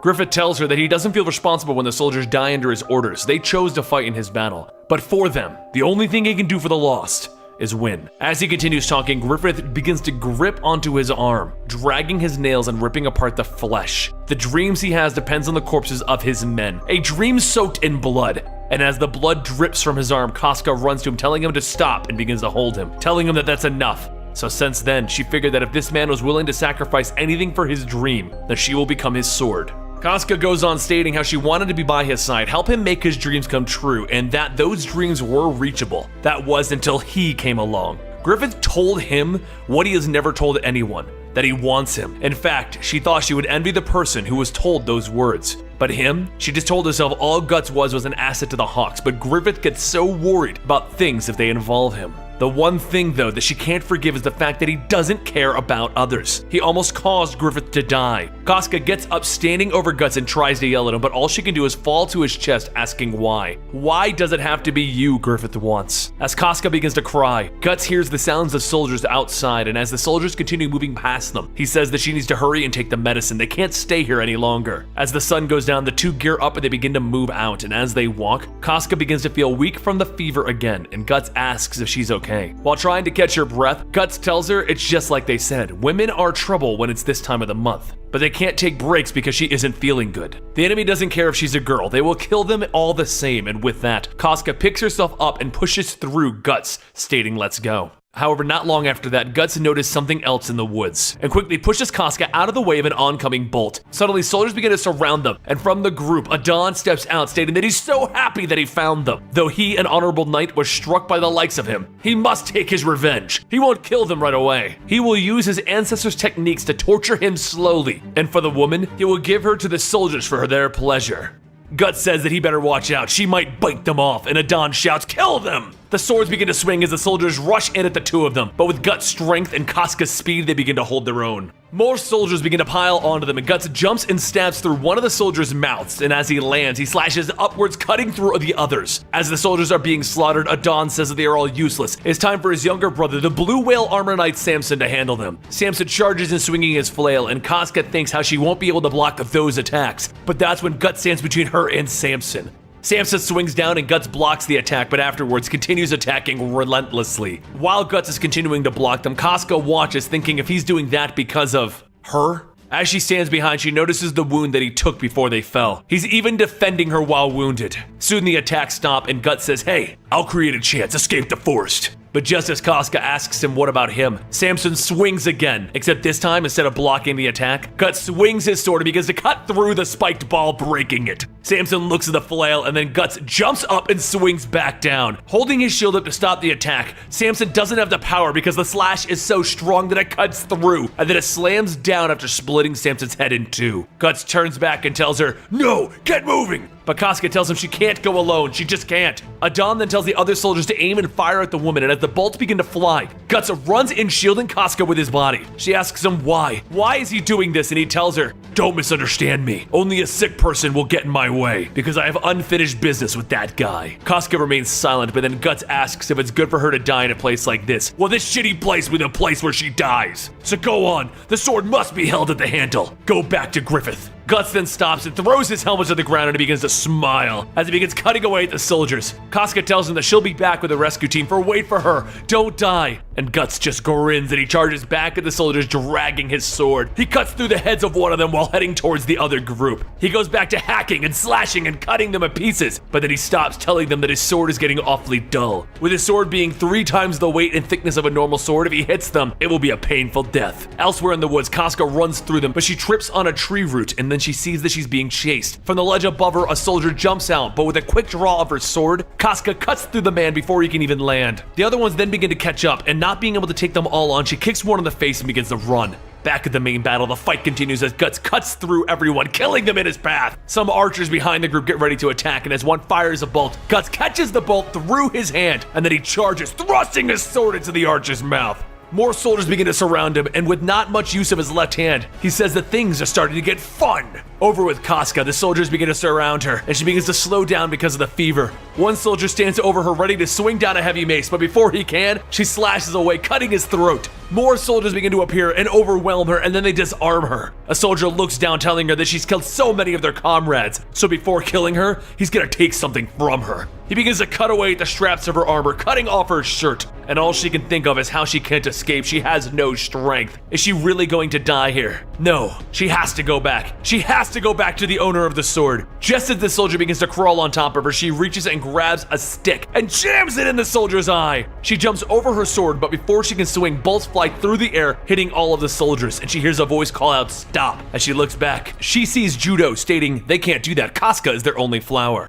Back over with Guts, though, he stands over a mountain of bodies, stating that there's still so many of them. It'll be dawn before I'm done decapitating all of you. Over with Casca and the rest, she runs over to Judo, telling him that they have to hurry. Guts, they just need to hurry. Judo asks what happened, and Casca tells him about the fight and how Guts allowed her to escape, but he's alone. They must hurry. She begins to run, telling herself that she hopes that she can make it. She hopes that they can make it in time. But as the sun comes up, Casca reaches where the battle took place and sees bodies littered all over the floor. And then she sees him, Guts sitting resting against a tree, wounded and bloody. She rushes over and begins shaking him, shouting for him to get up, but he just grabs her, telling her, "You're being so loud. Don't shake me. It kinda hurts when you do that." Not long after, everyone helps carry Guts back to the camp and have the doctors look at him. As the doctor gets done wrapping him up, everyone asks how he's doing. And the doctor tells them that he's tough, he won't die easily, but that was the last fight in this campaign for him. Guts shouts out, "Are you nuts? I'll crawl to the next battle if I have to." And the doctor tells him, "You know what? I don't care. I won't be responsible for your death, so do whatever you want." Later that night, the Hawks gather around to celebrate their victory and the return of Guts and Casca, but during dinner, Judo asks Casca if she has a moment to talk to him. Once alone, he tells her that when Griffith found out that they were missing, even though the other general disagreed, he ordered a search party for them and said that the two missing are crucial to the Hawks. They can't afford to lose them. Just thought that she should know. Judo then says he really was amazed to hear him say that. Honestly, he envies her. But as Casca begins to cry, he tosses her a small pouch stating it's a medicine. It might look like dust, but it's actually elf dust. The stuff works like a charm. Casca begins to run back to the camp to give Guts the medicine, but she notices that he's not in his tent, and she finds him sitting alone by an old tree. After walking up the hill, Casca asks why he isn't resting, and Guts says that his whole body aches. He would rather be out here in the breeze anyway. Casca then begins to unwrap the bandages, rubbing the medicine over his cuts, and they begin to heal. And Guts asks what was that. She tells him Judo gave it to her, it's some kind of magic medicine. Then as she continues to rub it in, he tells her that she doesn't have to thank him like this. He didn't save her because he wanted to. He would rather face his enemies than run from them, but to be honest, he realized something. He really doesn't compare to her or Griffith. Both of you hold on to something, gambling with your very lives, and it amazes me. Because for me, I just kill for the sake of killing. Nothing honorable about that. And as Guts looks out of the camp, he says each of those flames out there, they look like a small dream for each person, like a bonfire of dreams. Normally, a small flame is easily put out, but when you join them, they become a strong flame, and that flame is Griffith. Truth is, there's no flame for him over there. He's just a temporary visitor taking comfort in the flame. No matter what, I'll come out and survive every battle. It's been true so far, but maybe my reason for fighting has been somebody else's reason. Guts then gets up stating, "I'm sorry for boring you. I'm not really sure why I said all of those things. Makes me feel like a fool." And Casca just smiles. But as Guts begins to walk back, Casca stops him and asks if he's thinking of leaving the Hawks. He says that he'll stay until the war is over, but before Casca can ask about after, Ricket and Pippet run up the hill shouting, "Griffith is back from his trip early!" Everyone runs over to Griffith and they welcome him back, and Casca runs up stating that she's sorry for slowing everyone down. It was because she hid her health condition that she endangered her troops and got Guts hurt. She failed and she'll accept any punishment that he sees fit. Guts just stands there and slaps Casca on the butt, causing her to jump into Griffith's arms. But before she can yell at him, Griffith tells her welcome back, and she just blushes. After quickly jumping back off Griffith, Casca watches Guts walk off with the other soldiers, thinking if he is really serious about leaving. At the end of our last video, Guts and Casca were faced with Adon and his army. Guts told Casca to go on ahead without him, and he'd make sure that he gave her enough time to escape. But as she returned with help, they found Guts still alive and 100 bodies scattered around the field. After returning back to the camp, the soldiers celebrated, and while Casca spoke with Guts in private, there was one thing that stood out, and that's how he wanted to leave the Hawks when the war was finally over. After the reunion at the Hawks camp, the day has come for the Midland army to battle against the Chudan Empire for one of their strongholds, Dol Dree Castle. With the Chudan in the middle of a civil war, now is the perfect time for them to strike and try to take that castle. However, this castle is one of their strongest holds, with General Boscone, the strongest of the Chudan army, leading the Purple Rhino Knights. Some of the Midland generals think that it's a bad idea. Their armies wouldn't be able to put a dent into the Purple Rhino Knights. One even mentions to Griffith that even with his invincible army, he wouldn't be able to do anything. And Griffith tells them, "Well, if it's an order from His Majesty, then I will take the castle. I won't need the strength of all of the armies. All I will need is the band of Hawks." Down on the camp as everyone relaxes before the battle, Guts sits in a tent with the other Hawks playing a game of dice. He looks up and he notices Casca there being rather quiet. And he asks, "What's wrong?"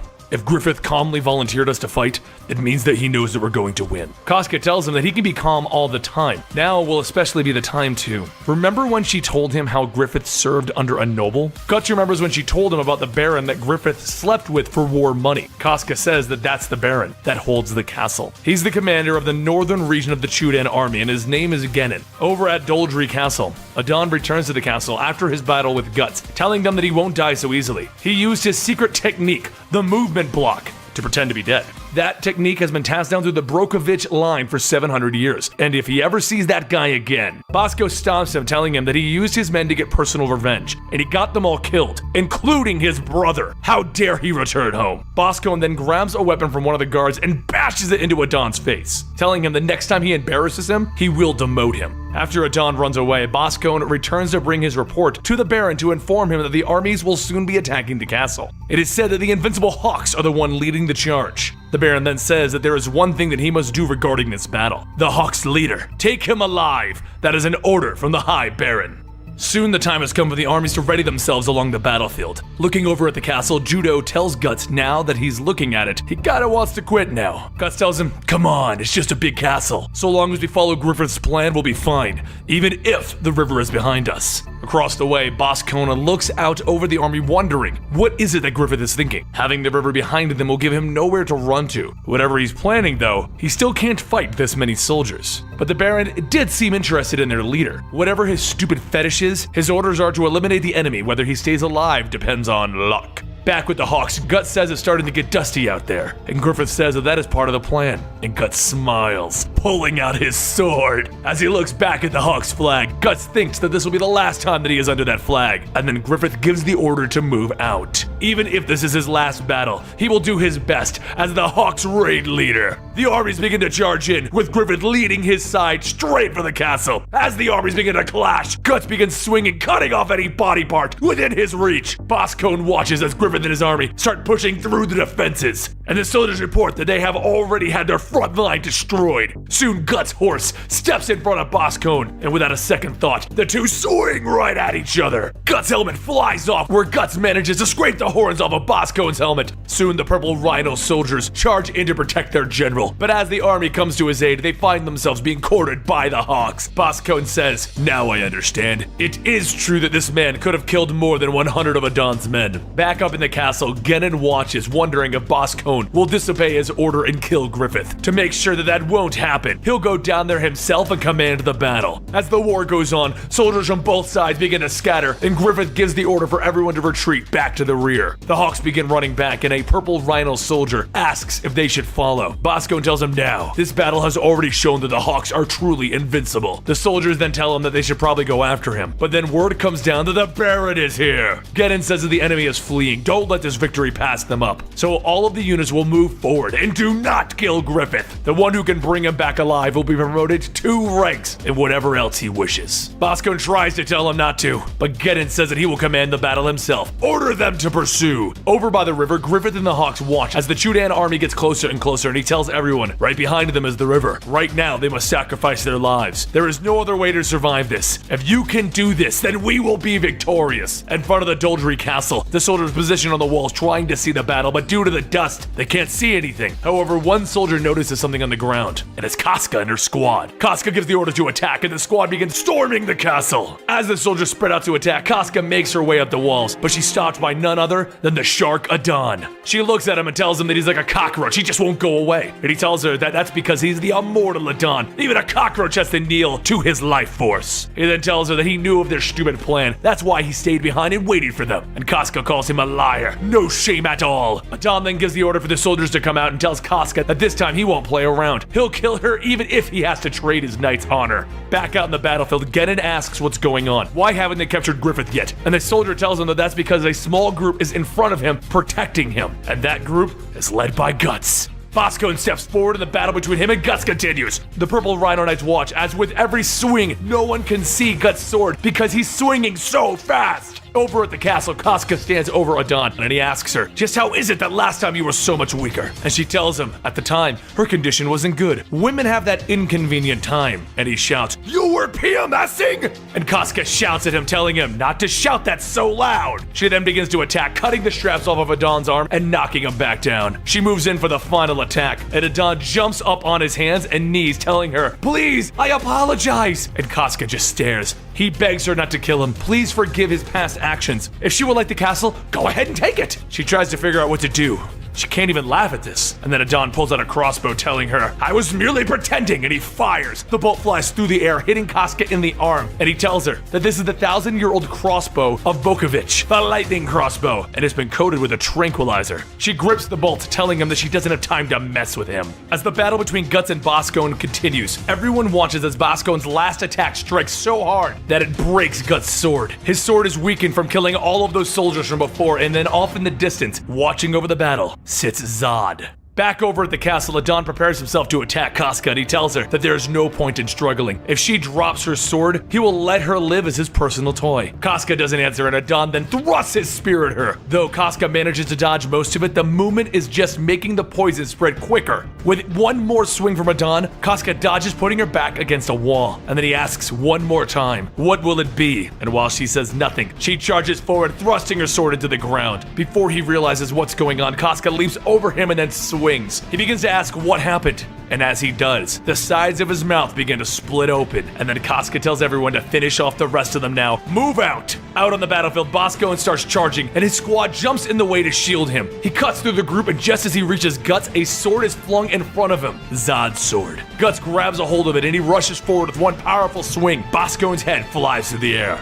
As the soldiers all watch, one calls back to Genin and tells him, the castle. And when he looks back, he sees Casca and her squad standing along the walls, and everyone waving the Hawks flags. The Purple Rhino Knights try to understand what's happening, and Guts tell them, you are fools! Your general bought into our plan, and your fortress has fallen. Griffith raises his sword and tells everyone, we are victorious! Now start hunting down those enemy soldiers. Let them flee, but exterminate any who oppose us. Enemy soldiers all begin to retreat, and through the rushing, they knock Genin down off his horse. As he picks himself back up, he sees Griffith before him. Griffith tells him, long time no see. And Genin tells him, surely you would spare me, right? Our relationship. It's just, right now, it's unfortunate circumstances that we are enemies. But I've been searching for you, waiting for the day that we would meet again. I made sure to order my men not to kill you. You haven't forgotten that night, have you? The deep affection we had for each other? It was not just limited to one night. Griffith stares down and Genin asks if he holds a grudge. Griffith tells him no. He, however, has no affection for him. In fact, he doesn't even hate him. He doesn't care about him. He just happened to be there when he needed him. He was just a pebble that happened to fall in his path, nothing more. Genin calls him a bastard, but Griffith draws his sword and he stabs Genin in the eye. And he tells him, it would be bad for you to spread stupid rumors. As Genin's body falls, Griffith turns and leaves him with the rest of his soldiers, dead.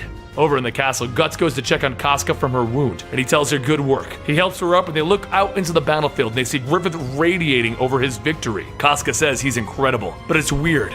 As she sees him raise the flag for victory, he somehow seems distant, unreachable. It hurts, and Guts tells her she's wrong, and then picks her up. He tells her that there is no point in just looking at him from over there. Let's go see your general. As Guts leaves, he looks back to see the sword telling himself he can't believe it. And across the field, Zod says, soon you will fall. The descent of the devil is close. Now, the end of our last video, Guts and the Hawks had a fight at Doldry Castle. Though everyone thought it was a mission that couldn't be won, Griffith formed a plan and was successful in capturing the castle. Now with the war over, it is time for Guts to do what he was planning on doing, leaving the Hawks to walk on his own path.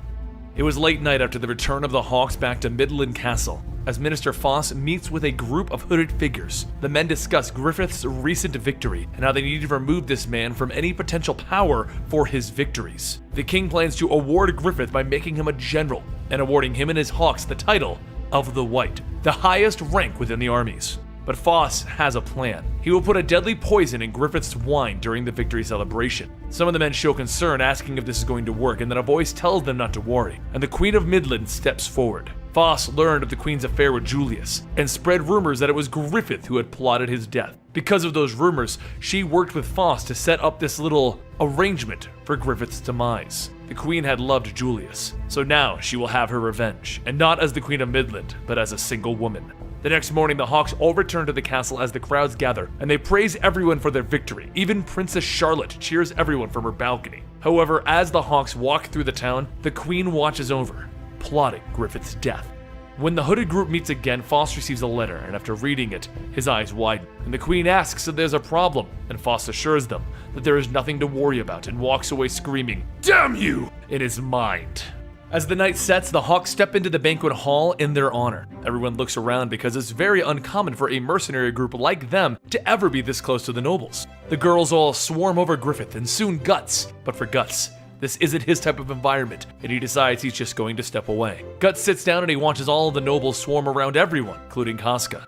Casca looks back, seeing Guts, and she quickly runs over to pull him away with her. She tells him that these men are just so persistent. He's going to accompany her for a while. Guts stares at her and she asks, "What's wrong?" And he says, "I just didn't know you were into that stuff, like wearing a dress." Casca then asks him, "What about you? I've never seen you come to any of these types of events before, so why now?" Guts looks up at the moon and says, "I figured I would see what it was that Griffith was working so hard to obtain just once." Before long, guards all call attention as the king enters the halls. Casca says that she's gonna head back in, and Guts tells her, "I'll be there in a bit." As she walks off, Guts begins to think about how the only reason that he came here is so that everyone in the Hawks don't hear about what's going to happen next. The king announces that he would like to honor Griffith and his Hawks on their bravery for succeeding in what they thought for 100 years wasn't possible, the capture of Daldry Castle. Tomorrow he shall bestow Griffith with the highest rank in the Midland Army, the title of White. Among that, all members will be given the title of Knight and Peerage, making them nobles. Griffith looks through the crowns to see Guts outside, and he smiles at him. While everyone celebrates on Griffith's awards, Foss watches from afar as the other men in his group ask if he's okay. Foss tells him that he'll be fine, but the more he stares at Griffith, the more worried of a look sets in. Soon the wine is passed out for the toast and the king tells everyone, "Cheers!" And Griffith puts the cup to his lips, and then seconds later, the cup falls to the ground. Everyone stops talking to see Griffith falling over, and they run over to see what's going on, but during the confusion, Guts is nowhere to be seen. Outside of the castle, the server of the wine flees, thinking how this was the easiest job he's ever had to do. But as he runs further, he sees a figure, and that figure is Guts. With one swing, the server's head flies off, and Guts heads back. Meanwhile, over in another tower, the Queen and Foss meet back with all of the conspirators, discussing how easy it was to execute their plan. Foss mentions that he has already had the server taken care of, but for now, he will go and check on how everything is going. As he leaves, he shuts the door behind him with a worried look. The Queen and the rest of the conspirators sit around, and the Queen begins to smell something burning. Everyone gets up to run to the door, but the door is sealed shut, and suddenly an explosion goes off. The Queen rushes to the top of the tower to avoid the smoke, and then she looks down to see him, Griffith! She begins to shout, "How is this even possible? The doctors all said he was dead!" And Griffith tells her, "It would certainly appear so. That's the way I arranged it. It wasn't poison that I swallowed, it was a mixture that would temporarily make me appear dead." The conspirators start shouting for him to save them. It was the Queen and Foss's idea, but Griff tells him, "This is war. There is no spectator seat on the battlefield." The Queen shouts, "A commoner like him would burn her? The wife of the Midlands king? She will not permit it!" However, Griffith tells her her death on the battlefield doesn't separate royalty, nobles, or commoners. Those simply defeated die. The fire begins to spread as the ceiling starts to fall down around the Queen, and Griffith turns his back and he walks away. After walking down the stairs, he says it's over and Foss stands there stating nothing. Griffith then asks if he is afraid of betraying his partners, or is it because he actually helped kill the Queen? Foss finally asks how was it that he had learned of their plans, and Griffith tells him that it was the day that they first went out to battle. He looked back from the hall and he saw his look, and he knew that there was something in there that they would become enemies. For it was that moment his eyes were muddled with fear. Griffith then pulls back the document blackmailing Foss and rips it up, stating they all need to think of their futures, so let them put those silly grudges behind them. Griffith then leaves to pay the bandits that helped him blackmail Foss. As they walk off, they say maybe they should blackmail Griffith, and then they see a figure in the distance. Guts looks at him, and he pulls out his sword. A little while later, Griffith walks to Guts as he stands over the bodies of the bandits, telling him that it seems he's done. Griffith then asks if it's safe to leave the minister alone, and he tells him he's sure he learned his lesson by now. And then Griffith stomps and asks Guts for him to be using these filthy methods, not even getting his hands dirty. Is he a terrible person? Guts laughs, stating, "What could someone who killed 100 men even say about that?" Guts slaps Griffith on the back, telling him, "We should head back. We need to go calm down Casca. Speaking of which, you didn't get to see her, did you? She actually showed up to the celebration in a dress." Later, Guts and Griffith return to the castle, and everyone sees that Griffith is in fact not dead. Casca begins to cry, and Griffith tells her that he's sorry for making her worry, but she looks really nice in her dress. As the days goes on, the funeral for the queen is held and talks of how the death of the queen and the assassination attempt on Griffith was carried out by Judah. But even with the bodies that were found outside of the castle, no one was able to connect the dots to the truth, and the truth fades into the darkness. A month later, Guts begins packing his things, getting ready to leave. He looks back at his armor and his broken sword one last time, and he smiles. Over in Casca's room, she looks out to see it snowing and then sees Guts walking through that snow. She chases after him, asking if he's really leaving. Sure, they may have fought in the past, but they just got over a major obstacle. Guts tells her that he's already decided he can't be buried in Griffith's dream. A little while later, Casca begins to sulk, and Judo and Corcus appear, and Judo says to come with him for a little bit. The three men head off, and Casca begins to think about what can she do. She knows Griffith can stop him. A little while later, Judo takes Guts to the tavern to ask what's going on, and he says that it's not a sudden decision. He's already made up his mind. It's been fun for him for these past 3 years. It's not like he's unhappy or anything. Corcus then stops him, asking, why throw it all away if all you know is how to swing a sword? Guts thinks about it, stating, you're right, I can only do just that. But when I look at Griffith, I see someone who can take himself to the top. Griffith doesn't want someone who is weak by his side, so he wants to stand next to him with his own ability. He will not let him look down on him. Corcus starts yelling that all of this talk sounds like a kid. Everyone knows Griffith is special, and it's all because of him. As Corcus goes on, he decides that he's not going to waste his time having this talk with Guts. He already can't stand him. Once Corcus leaves, Judo mentions that as for him, he's kind of a jack of all trades. He's better than average with any kind of a weapon, but really, he has no specialty. So that's why he decided that if he can't achieve greatness, he would rather serve under someone who will. 3 years ago, he said he might find his calling in the Hawks, but it seems that he was wrong. Judo then walks with Guts as he gets ready to leave, and he tells Guts that he should take Casca along with him. Guts tells him no, she's in love with Griffith, and Judo says even still, she won't ever be with him. Even now, for Griffith to advance, he will have to do something that will put him over the top, and that means Charlotte. If Griffith was to marry her, then his dream would be reached very quickly. Then Judo asks, what do you think of Casca? Guts says that it's rare to see a girl who can fight side by side with men, but she's just a companion. For him, well, she's after Griffith. A person like him would never stand a chance. The two continue on their way outside of the city and see Casca and the others waiting for them. Rick Hurt runs up stating how cruel it is for him to be leaving so quietly, and then Guts looks at Casca, and then from behind her, Griffith steps forward. Griffith asks if he's really leaving, and Guts tells him yes, but he's sorry. And Griffith's eyes widen at that response. Everyone tries to tell him to stay, but Corcus steps up stating that the Hawks survived before Guts came, and they'll survive after him. He always hated Guts ever since the first day that they met. It's because of his face. The presence of it annoys him. While Corcus continues to go on, Griffith stands in silence. Guts tells everyone farewell, and as he walks by Casca, he thinks about how Judo told him that he should take her with him. Instead, he continues to walk. That is until a sword blocks his path. Griffith says that once he belonged to him, and he won using a sword, so if he wants to leave, he'll have to win like last time. Guts asks, can't it just be farewell? But after looking at Griffith's eyes, he draws his sword. Casca tries to break up the fight, but Guts tells her to just stay back. Don't try and stop them. Griffith stares at Guts just like he would an enemy. Guts had betrayed his trust, so he doesn't blame him for being angry. And so, everyone watches as Guts and Griffith get ready to do battle. As they stare at each other, Guts is unusually calm. Casca begins to think about how everyone will go back to normal once Griffith wins. But is she wanting that because she wants Guts to stay? Griffith inside of his mind says that there's no way that he could possibly leave. He will not permit him to go. He will not allow him to leave the Hawks. But what can he do? With Guts' strength, he can only block a hit or two. Griffith continues playing out how the battle will go, only seeing his chances of winning being him cutting through Guts' attack and possibly killing him. Griffith then rushes forward to attack, and Guts pulls back on his sword, and then Guts swings down, meeting with Griffith's sword, pushing it down. The dust flies, and through it, Guts stands, holding the blade next to Griffith's head. Griffith drops his sword and sits there. Guts tells everyone that he's leaving now, and Casca watches. She tells him to wait, but Guts continues to walk, not even looking back. Griffith remains silent, but in Guts' mind, he tells him, it's all right. I was just a pebble in your path. You can get up and continue on your journey. Now, at the end of our last video, Guts began to set off on his own, leaving the band of Hawks. However, before leaving, Casca told Griffith of Guts' plan, and the two went to try and stop him. After a duel where Guts won, Guts left, leaving all that he had fought for behind him.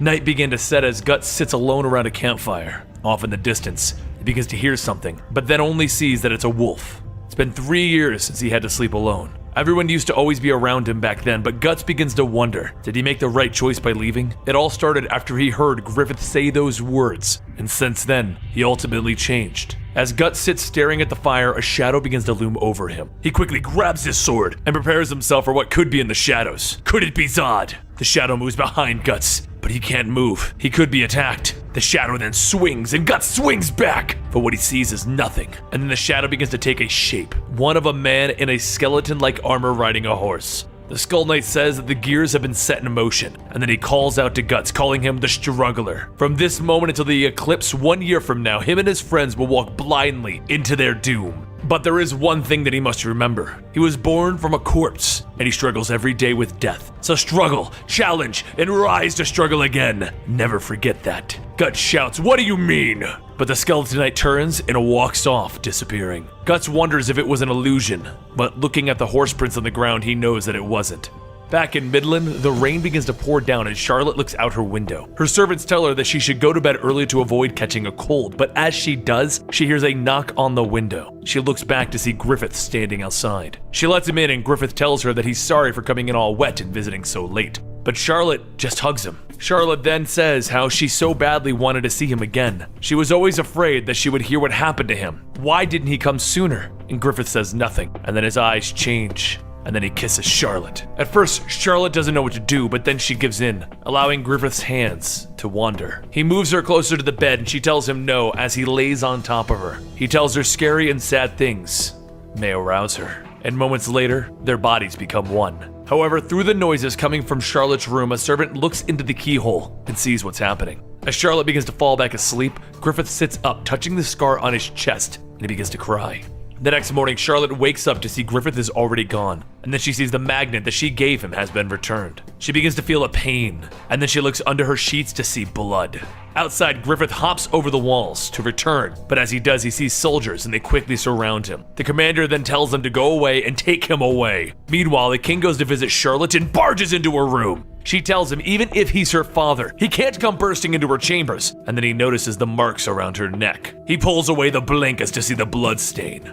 A little while later, Griffith is taken to the torture chambers as the king walks in. The king tells him that he treated him as a fellow warrior, and he now knows everything he's ever said in praise is just lies. The king then grabs a whip and begins striking him. Though his daughter may be a stupid girl, not realizing the importance of her inheritance, she was everything to him.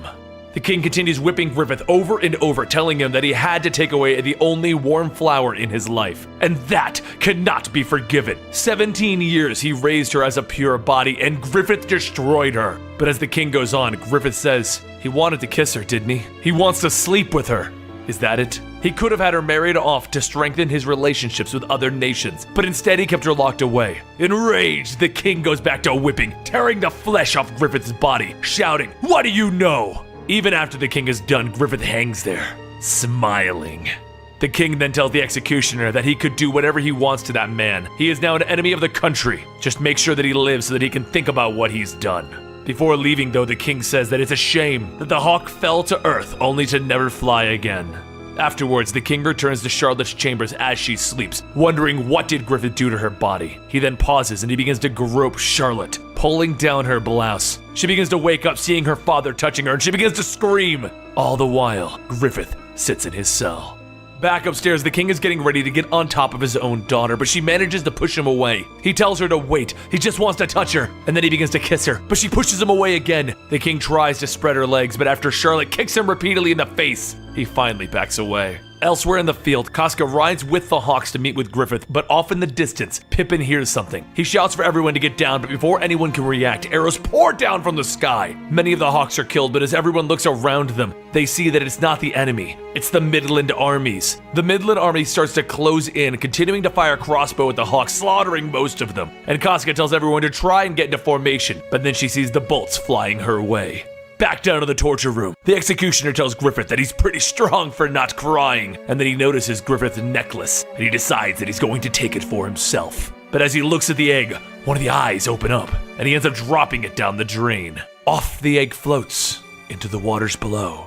A year later in a far-off castle, the nobles gather to watch a fighting tournament. The next fight will be with the one known as the Crazy Killer, said to have killed 130 Midland soldiers in the 100-Year War. His opponent is a man who is entering the competition for the first time, yet no one knows of his origins. Also watching this fight is Guts, who is waiting in the shadows. The fight begins and the Crazy Killer begins to rush forward swinging. The unknown man easily dodges the attacks, then finally catches the blades with his guitars. While holding the sword in place, the man begins kicking Crazy Killer's face over and over, and Crazy Killer pulls back and slams his sword down. But again, the man catches the blade. Using his weapon in a scissor motion, the man cuts the blade of the sword, and the Crazy Killer tells him he surrenders. The man says that this country's swordsmanship is pathetic, mere child's play for anyone trained like him. The crowds begin to cheer, and then out of the shadows, Guts steps forward. He tells the man that he looks like he wants to fight someone more skilled, and the man gets ready, stating that although it's just for entertainment, he still has to be ready for anything. Guts motions for him to come on, but the man stops. He looks at Guts and he asks if he even thinks he can win with that, and Guts tells him,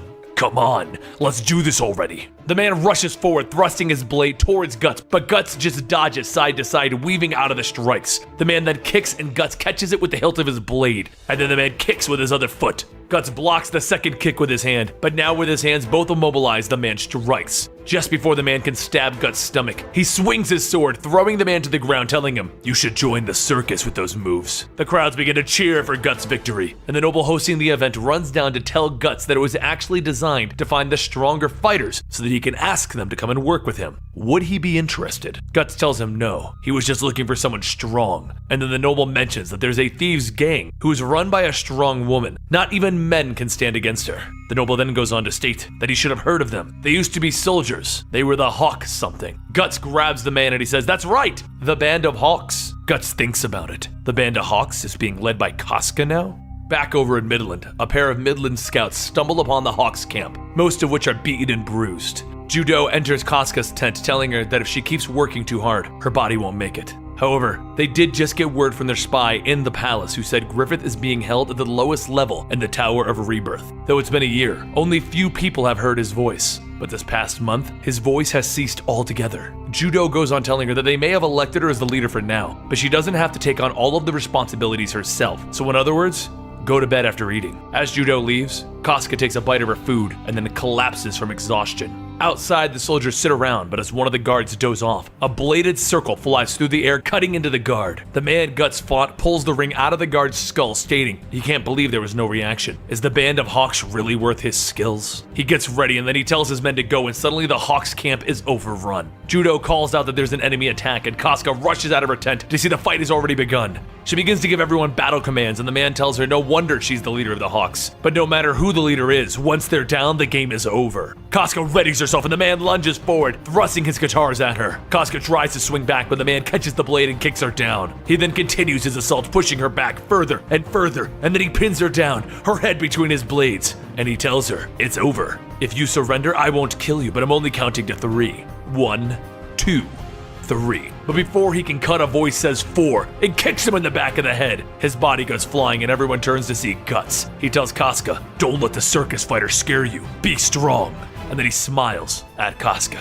The man gets up, stating that he can't believe that he is the man who killed 100 men. No wonder he's so cruel. Guts tells Casca that he'll take care of this guy, she should go do her part. The man pulls out bladed ring, stating that he humiliated him in the competition, so let him repay him with these war wheels. Guts stares at him, stating, "You really are a circus fighter. It's a waste to call you a warrior." The man flings the rings into the air past Guts, and then he tells him that he is doomed. The rings circle back and they fly towards Guts, and then they suddenly drop. They begin to twirl around Guts' finger and hilt, and he asks, "Is that all you have?" The man pulls out a sword, but then the sword is split into several blades, all whipping around. The blades start to flail, cutting through Guts' cloak, some hitting him, but Guts just smiles, licking the dripping blood from his cheek. He jumps side to side, avoiding the whipping blades until he stops, and he gets ready to swing. The man says that he accepts his challenge, and he whips the blades forward. Guts takes his sword and he swings upwards so hard that a gust of wind flies up, disrupting the blades. He then charges forward, slamming the man back down. Though the man catches the blades, he jumps back as his turban becomes undone, showing his face. The soldiers call him Salat, but he just stops, and then he says, "Your name is Guts, right? I'll remember that." And suddenly, the attackers are gone. Guts looks back to see Casca and the remaining Hawks that are still alive. Now, at the end of our last video, Guts had returned to the Hawks after hearing that they were being hunted down across the Midland lands. Upon returning, he found that Casca had been in charge of leading the men while Griffith was taken away. During his time there, Guts and Casca began to explore their feelings that they had had for one another, and soon they started their preparations to break Griffith out of the Midland prison. Even at a young age, Griffith found himself always leading. Whether he was leading the children to fight off the gang of other children or collecting their treasures, he would always lead. However, while in the back alleys of the town, the sun would never shine there, and it was after realizing that he made his mind that he would win by any means necessary. But here he is again, in complete darkness. Is he even sane anymore? Or did he lose his sanity a long time ago? Amongst all of these images, there is one that clearly stands out: Guts. There have been many people who either gave their favor or feel hostility, and from all of these emotions, he held so many souls in the palm of his hand, except one: Guts, the man that put him into the darkness, yet also the man who's keeping him alive. But why? As Griffith lay in his cell, all of these thoughts race through his head, and then there's a sudden creak in the stone walls. One of the stones begins to push forward, and from it, 4 small deformed creatures crawl out. They call out to Griffith, calling him their prince, and they beg for an audience. Back up at the Hawks camp, Casca tells everyone that from here on out, the Hawks will be split into 2 groups. Her group, the rescue team, will be leaving immediately. The rescue team will consist of only Guts, Casca, Judo, and Pippin. Once things are ready, the rescue team heads off to Wyndham, while the rest of them will head off on their own way. Guts and the rest of them begin to walk through a cemetery, and Guts asks why the hell are they out in a place like this. After examining some of the tombstones, Casca says that it's here, and Pippin pushes the gravestone over. Everyone looks down to see a secret passage, and Casca begins to climb down. Guts stops her, stating that it's okay for him, Pippin, and Judo to go, but it would be stupid for the commander to join them. Casca just backs up and leans in, and then asks, "Is this because you're worried? Because right now we're soldiers, so you had better leave your feelings out of this operation and obey your superior's orders." As she walks off, she turns back, yelling at him that she can at least watch his back. She tells everyone to move out, and the 4 of them head down into the secret passage. After a short run, the group finds themselves in a mausoleum. They look around, and Guts notices a light coming towards them, and he grabs his sword. Casca tells him to hang on. It's an ally. From the shadows, a hooded young woman appears, stating that she remembers them, and after pulling her hood down, she says that it's her, Charlotte. Casca tells her they have their profound gratitude for helping them, and they don't have much time if they plan on saving Griffith. Soon, the group heads out, and Casca stares at Charlotte as she thinks about how things turned out for Griffith. Was this the person who was necessary for him to succeed, she thinks? But as she continues to think on that, she begins to feel some jealousy that it was her that Griffith needed. Charlotte tells everyone that she owes them an apology for the way that her father treated them and Griffith last year. She goes on stating that it all began the night that Griffith came to her room. Casca's heart begins to sink, and then 2 voices call out asking what they are doing. Guts and Judo start to draw their blade, and then the 2 guards realize that it's Charlotte. The guards tell her that she shouldn't be walking around this late, and then Charlotte's servant, Anna, pulls out a coin purse and tells the guard, how about they go check out the tavern? One of the guards mentions that they do have to protect that tavern. Once the guards leave, Charlotte begins to faint, and as everyone goes to catch her, she tells them that she might be a sheltered princess, but Griffith gave her the power to do these things. Casca looks at her, and then Guts puts his arm around her, asking if they want to hold hands. Casca pushes him away, and as Guts turns back, he feels a tug at his cloak, and when he looks back, he sees Casca holding onto it.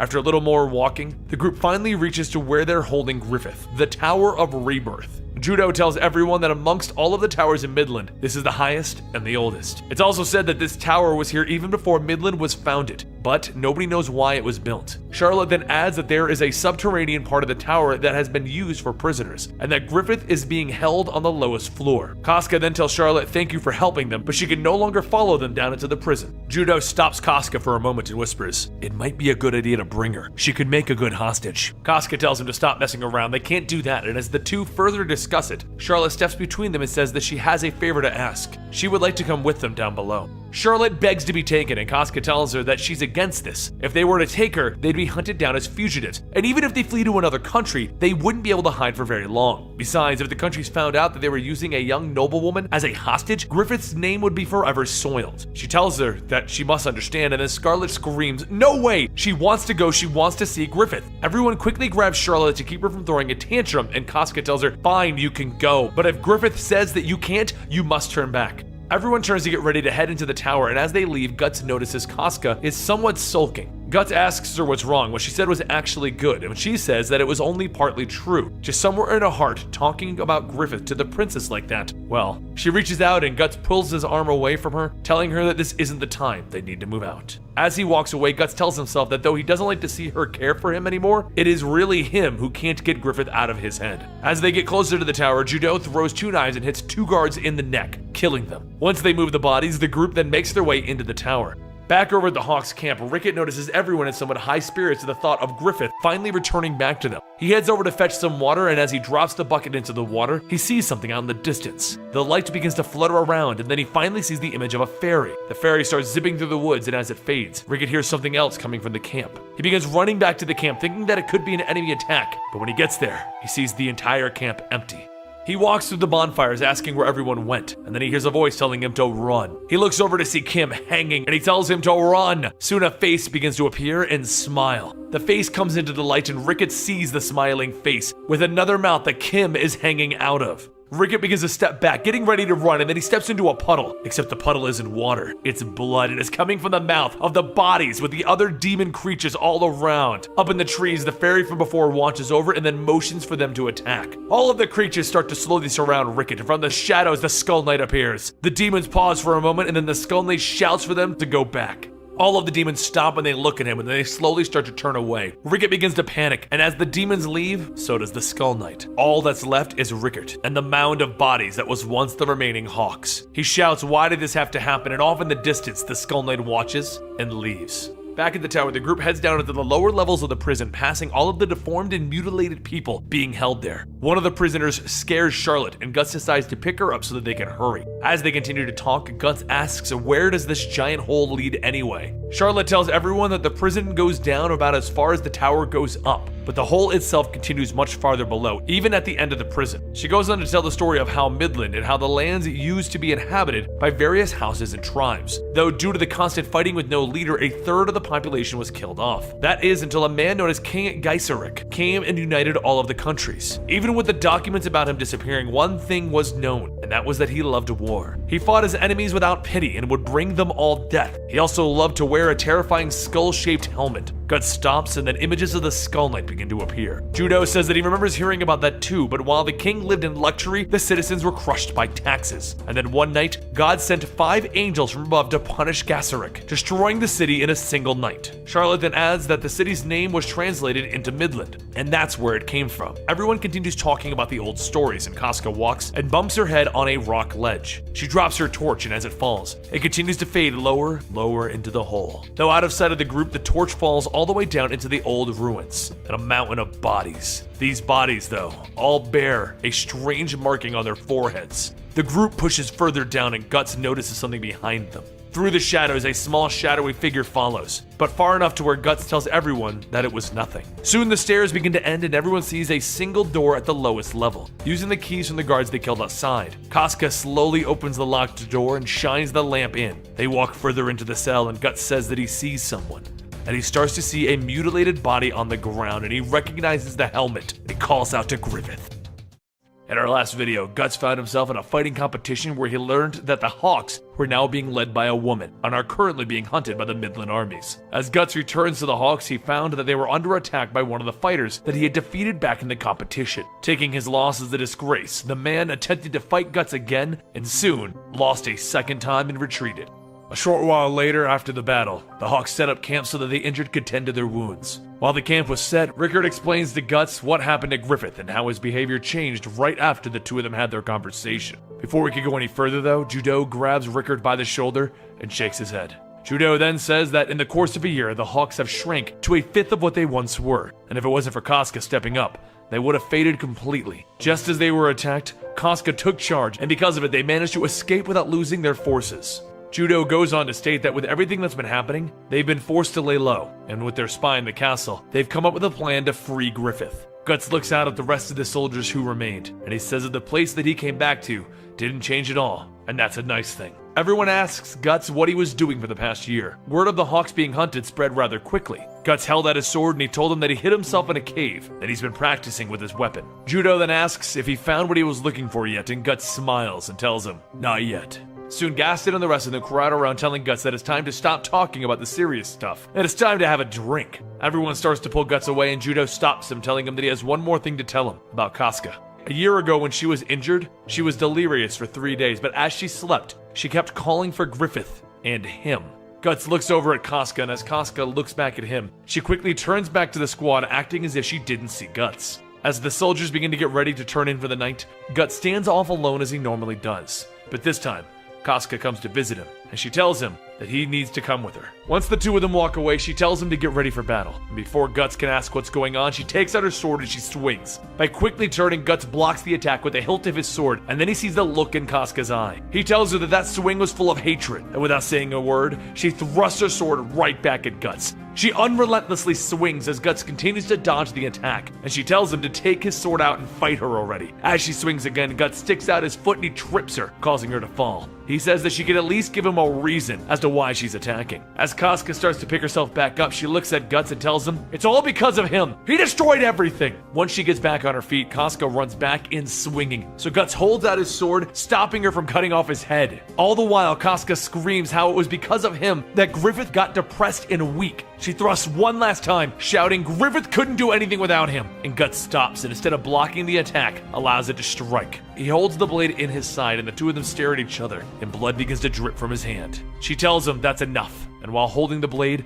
Guts tells her, I was doing what I had to do. What else could I do? Tears start to fall from Casca's face, and she tells him to let go already, and then she falls to her knees. She begins to laugh, stating that she can't take it anymore. All she ever wanted was to be Griffith's sword. She wanted to be with him. She goes on stating that she's not stupid though. She knew that Griffith's goal was to sit on the throne of Midland, and marrying Charlotte would have been the quickest way. However, with what happened back then, she realized that there was no space for her around Griffith, so her dream was finished. She'd worked hard for the Hawks, and now she can't protect them anymore. So she leaves the rest to him. Casca's body slowly begins to fall back, falling over the edge of the cliff. But suddenly Guts' hand reaches out, grabbing her. As his blood continues to drip from his hand, he pulls her up and throws her back in the ground. He asks her, what the hell are you thinking? As she gets closer and tells him he always bleeds for her.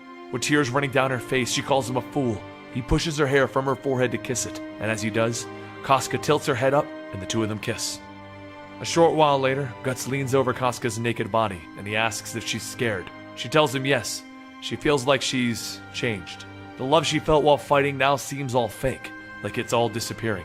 Guts then looks her over, noticing all of the scars. She pulls away, stating that she shouldn't have those kinds of scars because she's a woman. Guts grabs a hold of her and holds her close, telling her that she can't think about such stupid things. Just feel her life. That's all. As the two kiss, Casca tells herself that the feelings that she has for Guts are not fake. The two bodies begin to twist around each other, and through their passion, Guts begins to see himself in the same position, back when Donovan held them down. All he can remember was what Donovan told him, how he was sold by Gambino. Casca turns back asking what's wrong, and then Guts slowly begins to raise his hands and place them around her neck. The visions continue just like when Donovan held him, and soon he sees himself holding onto a younger version of himself. However, as the grip begins to tighten, Casca begins to cough and soon falls down. She asks why, and Guts slams his arms against the tree, stating that he didn't want to do it. He didn't want to kill Gambino. Guts then begins to laugh, stating he couldn't resist the power of a child, so he killed Donovan by putting an arrow in his back. Casca asks if he killed Gambino because he attacked him, and Guts slams his hand, stating no! Guts says that he didn't want to kill Gambino. He took him home as a baby and taught him how to use a sword. Why would he sell him out to that pig? And then he realized, too late, that his sword was already at Gambino's throat. Guts continues to shout that he's so sorry to Gambino. He's so sorry, father. And as Guts' tantrums stop, Casca reaches out, and Guts quickly snaps back to reality. He's been crying, telling her although this was her first time, he screwed it up. He then threw his cloak over her, stating that he knows it's impossible to forget this. So if she wants him to disappear, he will. Or he can repay her during the upcoming battle. He goes on stating that not once this year did he think about it. And why now all of a sudden? Without saying any words, Casca hugs Guts from behind. And she tells him that he has seen all of her, even her weak spots, and now she feels like they're equals. Her hand runs over Guts' scars, and she tells him that all of these injuries were because of her. So even if it tears them apart, she wants a scar on her body from him. The two fall to their knees and they go back to kissing. And a little while later, the two fall asleep. Some time begins to pass, and Casca leans up, stating that for her first time, that was amazing, even though he was kind of violent. She goes on stating that she can't blame him though. Back then, he never liked when people touched him, so it's probably from the same thing, right? Guts turns over, stating that if it's her, then it's okay. Only her touch doesn't offend him. Casca smiles and then says that after they save Griffith, he should stay with them in the Hawks, just like before. Guts stops her, telling her, no, this was only temporary. I need to stay separated. As he looks back at the waterfall, Guts mentions how he stayed there once. Except back then, it was for training, so he tried to cut the falling logs from the top. He wasn't successful, and he ended up breaking his sword. He spent some time with a blacksmith named Godo, who stayed alone supporting himself with his daughter Erica. And back then, It gave him time to reflect on this dream. As he stared at his sword, he began to wonder if the sword was his dream. The sword was like an extension of him, and it allowed him to escape countless places where he should have died. Everything, though, that he has done, the people that he has met, the pain that he has been through, the sword has always been at his side, making sure that he survives. Or maybe it's because he's attracted to the sparks that it makes as the swords swing against each other in battle. The one thing that he does know, though, is that he wants to create his own sparks. Back in the current times, Guts goes on stating that he would like to stay and help rescue Griffith and reassemble the Hawks, but after that he'll go in his own way. Casca begins to laugh, telling Guts that he really is like Griffith, and then throws a fist full of leaves in his face. She stands up, telling him that all of their dreams are selfish. All they think about is themselves. Doesn't matter if she even exists. She continues shouting and telling him, but Guts tells her that they should go together. He doesn't know what'll happen in the future, but staying with someone against everything that he's ever done, it could be trouble, but it could be great. If it's like this, then he needs more. From now on, there's gonna be 100 moments like this. No, 1,000 moments like this, and he will take care of her. Casca tells him that he's stupid, and Guts says not to call him that. He has feelings, you know. The two awkwardly stare at each other, and they kiss. However, 3 days later in those same woods, a strange phenomenon occurred. Rumors among hunters began to spread as they talk about what they saw in the light. A huge, snake-like creature. And soon, the time for the eclipse will begin. At the end of our last video, Guts was reunited with Casca and the Hawks in their attempts to rescue Griffith, who had been held prisoner for the past year. While a small group headed over to Wyndham to free Griffith from the Tower of Rebirth, back at the Hawks camp, demons started to show. Now at the lowest level of the tower, Guts opened the cell door to find the beaten and broken Griffith laying there. Once the cell door swings open, everyone looks at his body, and Guts' heart begins to sink. Griffith's body has begun to deteriorate, and most of the flesh has been ripped from his body. Casca begins to walk forward, and Guts shouts at her to stay away. Casca stops in place, and then Judo takes a key to unlock the clasp, holding Griffith's helmet on. Once he pulls it away, Guts and Judo see Griffith's face, or at least what it used to be. Guts shouts that this can't be Griffith, but as Griffith opens his eyes and sees Guts, his eyes begin to widen. Guts holds on to his old friend, but as Griffith tries to talk, no words come out. So Guts is left to hold Griffith and cry. Suddenly, everyone hears the cell door shut, and the deformed executioner tells everyone that it seems they're trapped here. But do not worry, princess. He has called the guards, and they'll be here in a few moments. Guts stands and asks the executioner if he's the one who did this. But the executioner says that the king told him to do whatever he wanted to him, and all the things that he did to Griffith. First, he cut his tendons in his hands and legs. Then he peeled his skin down to the bone. Sometimes he would burn him with a hot iron or soak him in a boiling water bath. But what he's most proud of is the tongue that he cut out and now wears as an amulet. Guts stomps his foot, and the executioner says that there's no point. And in a flash, the end of Guts' sword shoots out of the door, skewering the executioner. The executioner tries to tell him to stop, but Guts takes out his dagger, and he slices off the executioner's tongue. He then holds the deformed body over the pit, and the executioner attempts to ask for help, but Guts tells him, "I can't understand you. You need to speak more clearly." Suddenly, a bolt cuts through the air and lands at Guts' feet, and he looks back to see the guards surrounding him, blocking their escape route. They shout for everyone to surrender, but Guts doesn't say a word. He tells everyone to follow him, and he begins to charge up the stairs. Body parts begin to fly as Guts rips and smashes his way through the guards. The guards stop in shock as they see Guts never break his momentum, and they see him continuing right towards them. More bolts begin to fly, but using one of the other guards' bodies, he shields himself and he slams the sword into more guards. They begin to retreat, but the leader of the guards tells everyone to stop. But Guts doesn't stop, destroying everyone in his path, fleeing or not. As blood begins to rain down from the higher levels, Casca tells everyone that they need to move out. They will not let Guts get too far ahead of them. And outside of the tower, the captain waits with a wall of soldiers waiting for the recon to return. One of the guards mentions that he hears voices, and then bodies come flying out of the entrance, with Guts following closely behind. One of the guards sees what's going on, Guts sitting there, soaked in the blood of his comrades. And he shouts that that is the 100-man killer. And the guard captain tells everyone to surround him. The guards are petrified. They don't move. And the captain walks towards Guts, telling him that he's a fool for showing the enemy that he's tired. But as the captain continues talking down to him, Guts gets back up and smashes through his head. Casca and the rest of them finally manage to get topside, and all they see is Guts tearing through the guards. Casca manages to kill off any stragglers, and then suddenly a voice calls out to them, telling them to stop. Through the crowd, the old king says that he can't hurt Charlotte. All of the troops need to pull back. He drops his cane and he says that he won't let Griffith take away the light that is his Charlotte again. So bring out the Baki Raka. A short while later, 5 beings step forward, and one of the guards asks, "Who are they?" And and another captain says that they are a powerful gang of assassins, sort of a murder guild. Even though it's a religion, it's all covered in secrecy. The king shouts for the Baki Raka to go, bring back his daughter and Griffith's head. Back inside, Casca and the rest of them walk through the hallways looking at the bloody destruction that Guts has left behind, and then they finally see him. Charlotte tugs in the back at Griffith, telling him that she's scared of that man. Casca takes up a cloth to wipe away any of the blood, and startled Guts asks what is she doing. Casca tells him that she's cleaning the blood. He's scaring the princess. Griffith watches as Casca continues to wipe the blood away, and then the look in his eyes begin to change. The group continues down into the sewers, and Guts tells everyone to stop. But as he listens, he hears the water dripping, and that's when he sees one of the Baki Rakas. A tall, lanky man dropping down from the ceiling, slashing away towards the group, and then he begins climbing back up. Guts tells everyone to be careful, and then a face appears in the water underneath Casca. The man then thrusts a small trident up, but Casca blocks the attack, stabbing downward. The attack misses, and everyone watches as a small man swims backwards away from everyone. Judo mentions that those men are the Baki Raka. For the king to hire them, he must be really pissed. Charlotte notices the man and sees him ready with a blowgun aimed right at Griffith. The dart shoots from the gun, and without a second thought, Charlotte extends her arm to take the hit. Everyone looks back to see Charlotte drop to her knees. Anna rushes over to tend to Charlotte as Guts hacks away at the drain pipe.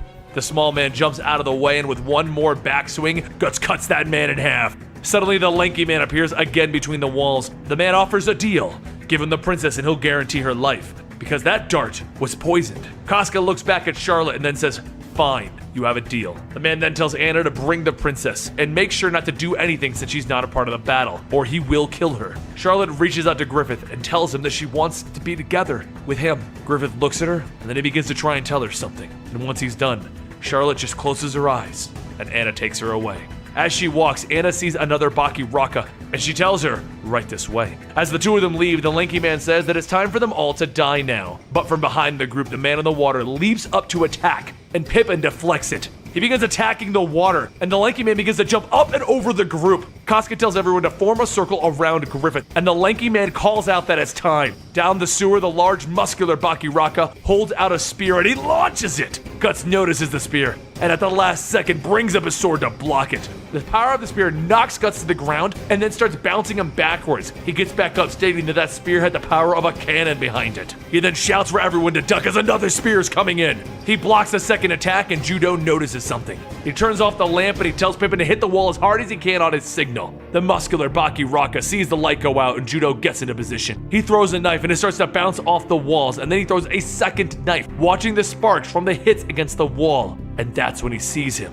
With two more knives, Judo quickly lunges forward and throws it to hit the water, and then back up, hitting the muscular man in the throat. Judo then calls to Pippin to do it now, and as the sparks light the passageway up, everyone attacks. Casca stabs down on the man in the water, and Guts splits the lanky man's head in two. As the bodies fall back into the water, Guts tells Judo that was incredible. Casca tells him to go ahead and turn the light back on, and then Guts asks if anyone smells something. They all begin to cough, and Pippin tells everyone not to light the torch, just run for the exit. Off in the distance, they see the woman who walked Anna out, and they notice that she's striking her bracelets together to make a spark. Fire begins rushing towards the group, and everyone starts to run. It begins to burn the bodies of the dead Baki Raka, and it starts to get closer and closer to the group. And seeing a crack in the ceiling, Pippin strikes the ceiling and tells everyone to duck. The fire rushes by and through the opening, shooting up outside. The blast lights up the graveyard, and Guts asks what the hell happened. Pippin tells him that he's been through a ton of these accidents in a mine. Fire always escapes upwards. Everyone tells him that it's amazing that he thought of that, and Pippin says that it wasn't him who noticed it.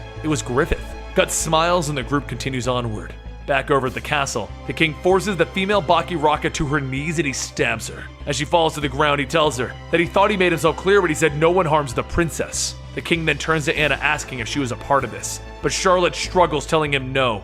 She was the one who dragged Anna into this. And as Anna runs over to catch Charlotte from falling, she tells the king to forget about Griffith. He tortured him for a year. He can't even move his arm and legs or even talk. The king turns away and says that he understands. He won't touch him anymore. Charlotte smiles as she begins to go back to sleep, and once the king walks away, he tells the guards to send for the Black Dog Knights. Tell them to find Griffith and kill him. The guards ask if he's sure, and the king slaps them, stating, "If you bring me Griffith's head, I'll give you anything." As the king walks off, the guard tells another guard that those men are a bunch of criminals. They'll bring disgrace to the Midland army.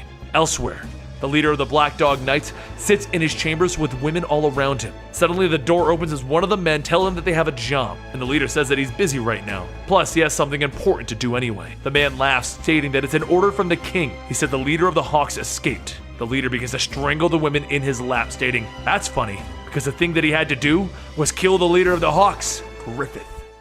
At the end of our last video, Guts and the rest of the team managed to fend off against the Bakiraka assassins during their escape from Midland Castle. With the Hawks escaping with Griffith, Charlotte pleaded with her father to give up on his pursuit. The king promised her that he would, but after Charlotte was taken away, the king sent out the orders to have the Black Dog Knights pursue the Hawks. As the king sits on his throne, he thinks about how Charlotte locked herself away in her room for over a year when they held Griffith prisoner. The jealousy of Griffith is destroying his sanity, and a virus rages through his body, slowly draining his strength. It is all because of Griffith that these things are happening to him. But soon, Waleed will return with his head. The man, Waleed, the leader of the Black Dog Knights, was once a prisoner himself. During the times of the 100-Year War, Midland sought to recruit criminals in good shape to become soldiers, and among them was Waleed. He was a strange man, seemingly inhuman, and he told the king that he should let all of the prisoners here fight it out to become a leader. Some of the prisoners shouted at him for even suggesting that, but one of them stepped up. Barbo says that the monkey here has said some interesting things, and they should let him fight this guy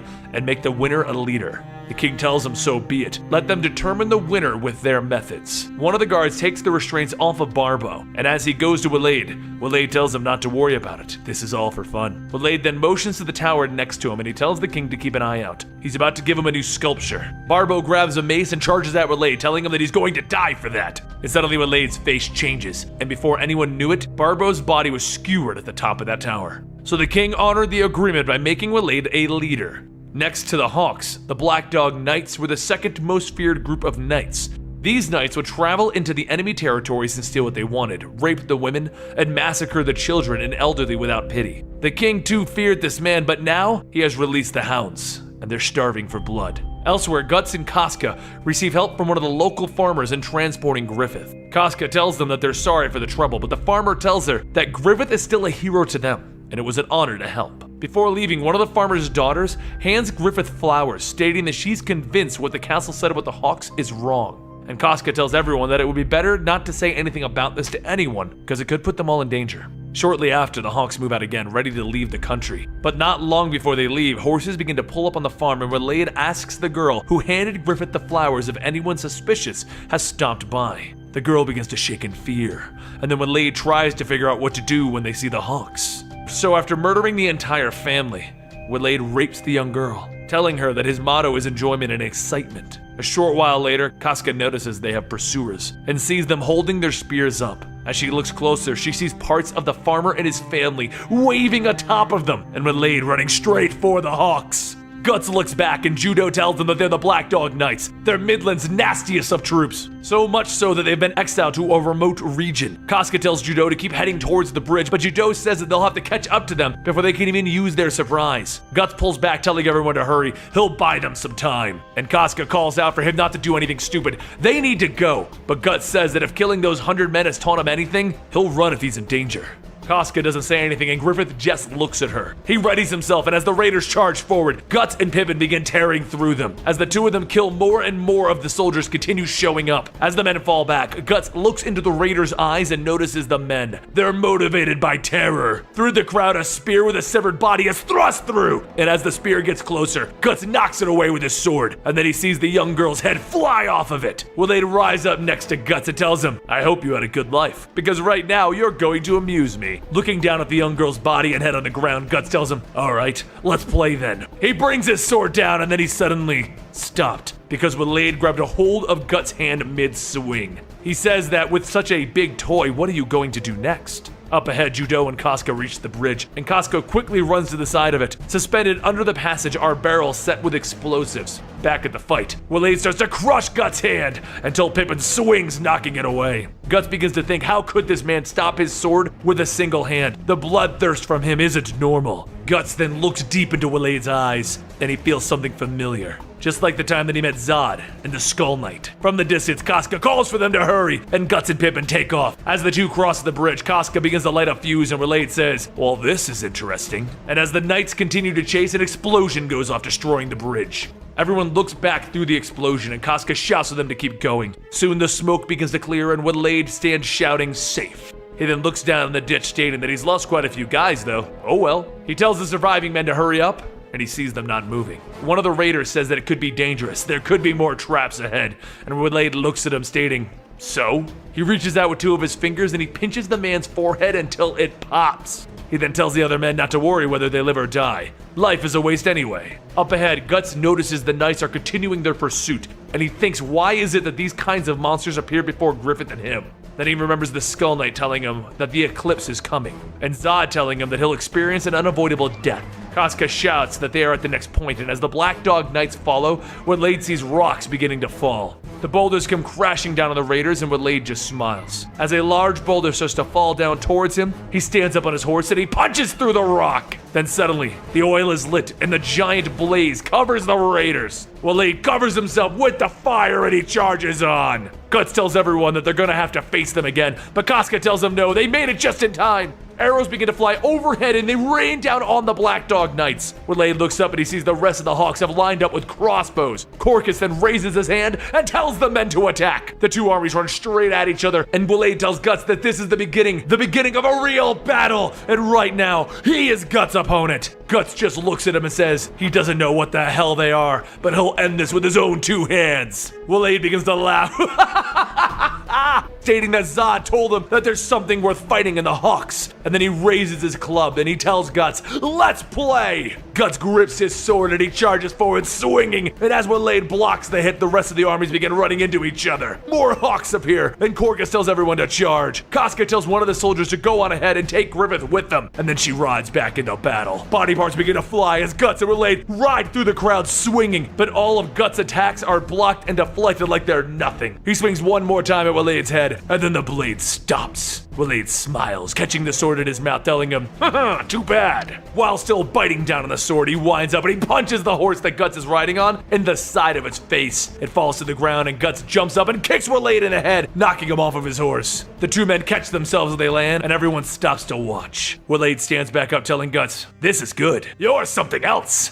Guts just smiles, asking, "The hell do you eat with those kinds of teeth?" He follows up with a flurry of swings, all blocked once again by Waleed. And as the battle continues, Griffith watches, and with his frail body, he reaches for his sword. But with no strength, the sword just falls, and all Griffith can do is stare at it. Back outside, Waleed swings and Guts stops the attack, but the force behind it pushes him away. Elsewhere on the battlefield, Casca leads the forces through killing any raider in their path. One of the raiders calls out to Waleed, telling him that the fight is over. Everyone ran, and Waleed tells him, "What? The festival is just starting." He turns to the tree next to him and he grips into it, tearing it away from the base. He then starts hitting and punching it until it splinters. It falls, crushing the remaining raiders. The Hawks watch as Waleed just killed his own men, and he shouts that he told them over and over, "The fun part starts now!" Waleed walks back over to Guts, telling him, "I don't feel like playing anymore. So from now on, I'm gonna start to have fun." He lifts his arms, and the smoke begins to swirl around him, and everyone watches as an eye peers through the smoke and Guts looks up. The smoke begins to settle, and Waleed's body is now covered in fur, with 3 extra eyes and a mouth. He stands there as Waleed towers over him. At the end of our last chapter, Guts and the Hawks are being chased by Waleed and his Black Dog Knights. During their battle, Guts began to get the same feeling as when he first ran into Zod, right after Waleed transformed into a monstrous beast in front of him. A second mouth on Waleed's chest begins to open and Guts stares at it. This feeling, it's like he felt before, just like when he faced against Zod. The soldiers all begin to panic, thinking Zod has returned, but Judo tells them no, this one is different from Zod. Waleed grabs a hold of a tree and he pulls it out of the ground. Before Guts can even react, Waleed swings the massive trunk, launching Guts into the woods. Everyone watches as Guts' body begins to fall between the branches and crashes back onto the ground. Casca begins to ride over to check, but before she can get to Guts, Waleed steps in her path, knocking her off of her horse. He tells her, "I thought there was only men around here." And then he reaches down to grab her. But before he can, a bolt flies through the air, landing into him. Casca turns back to see Judo with the rest of the Hawks, readying for a second attack. Waleed starts pulling the bolts out, shouting, "Whenever I get interrupted when I'm trying to kill something, I get really cranky."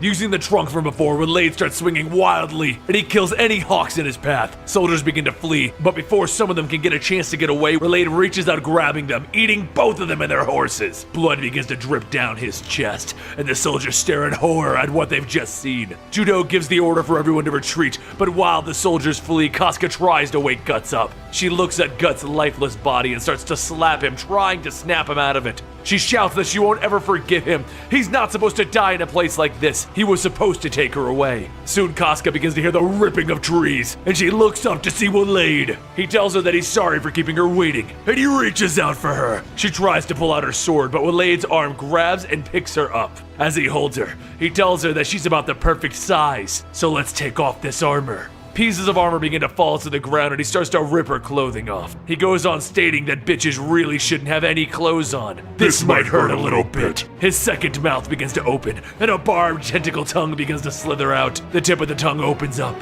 and Waleed says that this is going to make her feel like a virgin again. The tongue starts to rip away at the lower part of Casca's clothing and she screams out in pain, and in a flash, the tip of Guts' sword shoots upwards. He looks down to see Guts standing there with his sword piercing through Waleed's tentacle. Guts tells him that he better not be popping a boner right above his head. He swings down on his sword and the tentacle flies off, and Waleed begins to scream. Then Guts turns and cuts away at the arm holding onto Casca, causing Waleed to drop her. She looks around and Guts tells her that she slapped him pretty damn hard. Thanks to that, he's got some strength back. The rest of the soldiers begin to stare at the strength that Guts has, and Griffith watches, and he smiles. Guts tells Casca to stay back. She's going to distract them looking like that. But mainly, he wants to kill this thing one-on-one. Casca asks what is he talking about. There's no way that she can. But Guts stops and yells at her to shut up and get away. I'm gonna finish this with my own sword. As Guts stands there holding out his sword, he can feel his body clenching up. Will his sword really have any effect on this monster? There's only one way for him to go now, and that's forward. He charges at Waleed, dodging his swings, and then he thrusts his sword into the lower mouth. He pulls back and the sword ripping through the side of him, and Waleed begins to stumble. Then Guts swings again, this time at his legs. His massive body falls over and all of the soldiers cheer Guts on. With the cheers of everyone, Guts jumps up onto Waleed's stomach and he stabs downward. And as he's tearing away, Waleed leans back, grabbing Guts with both hands. The power from Waleed begins to crush Guts, and as he's finished, Waleed throws Guts into some nearby trees. His body bounces and skips across the ground, and then he begins to cough up blood. Seconds later, everyone watches as Waleed jumps into the air and he comes crashing down, throwing Guts away. But as Guts' body lands from a branch, Waleed says that he may have overdone that last attack. Guts asks himself, is this it?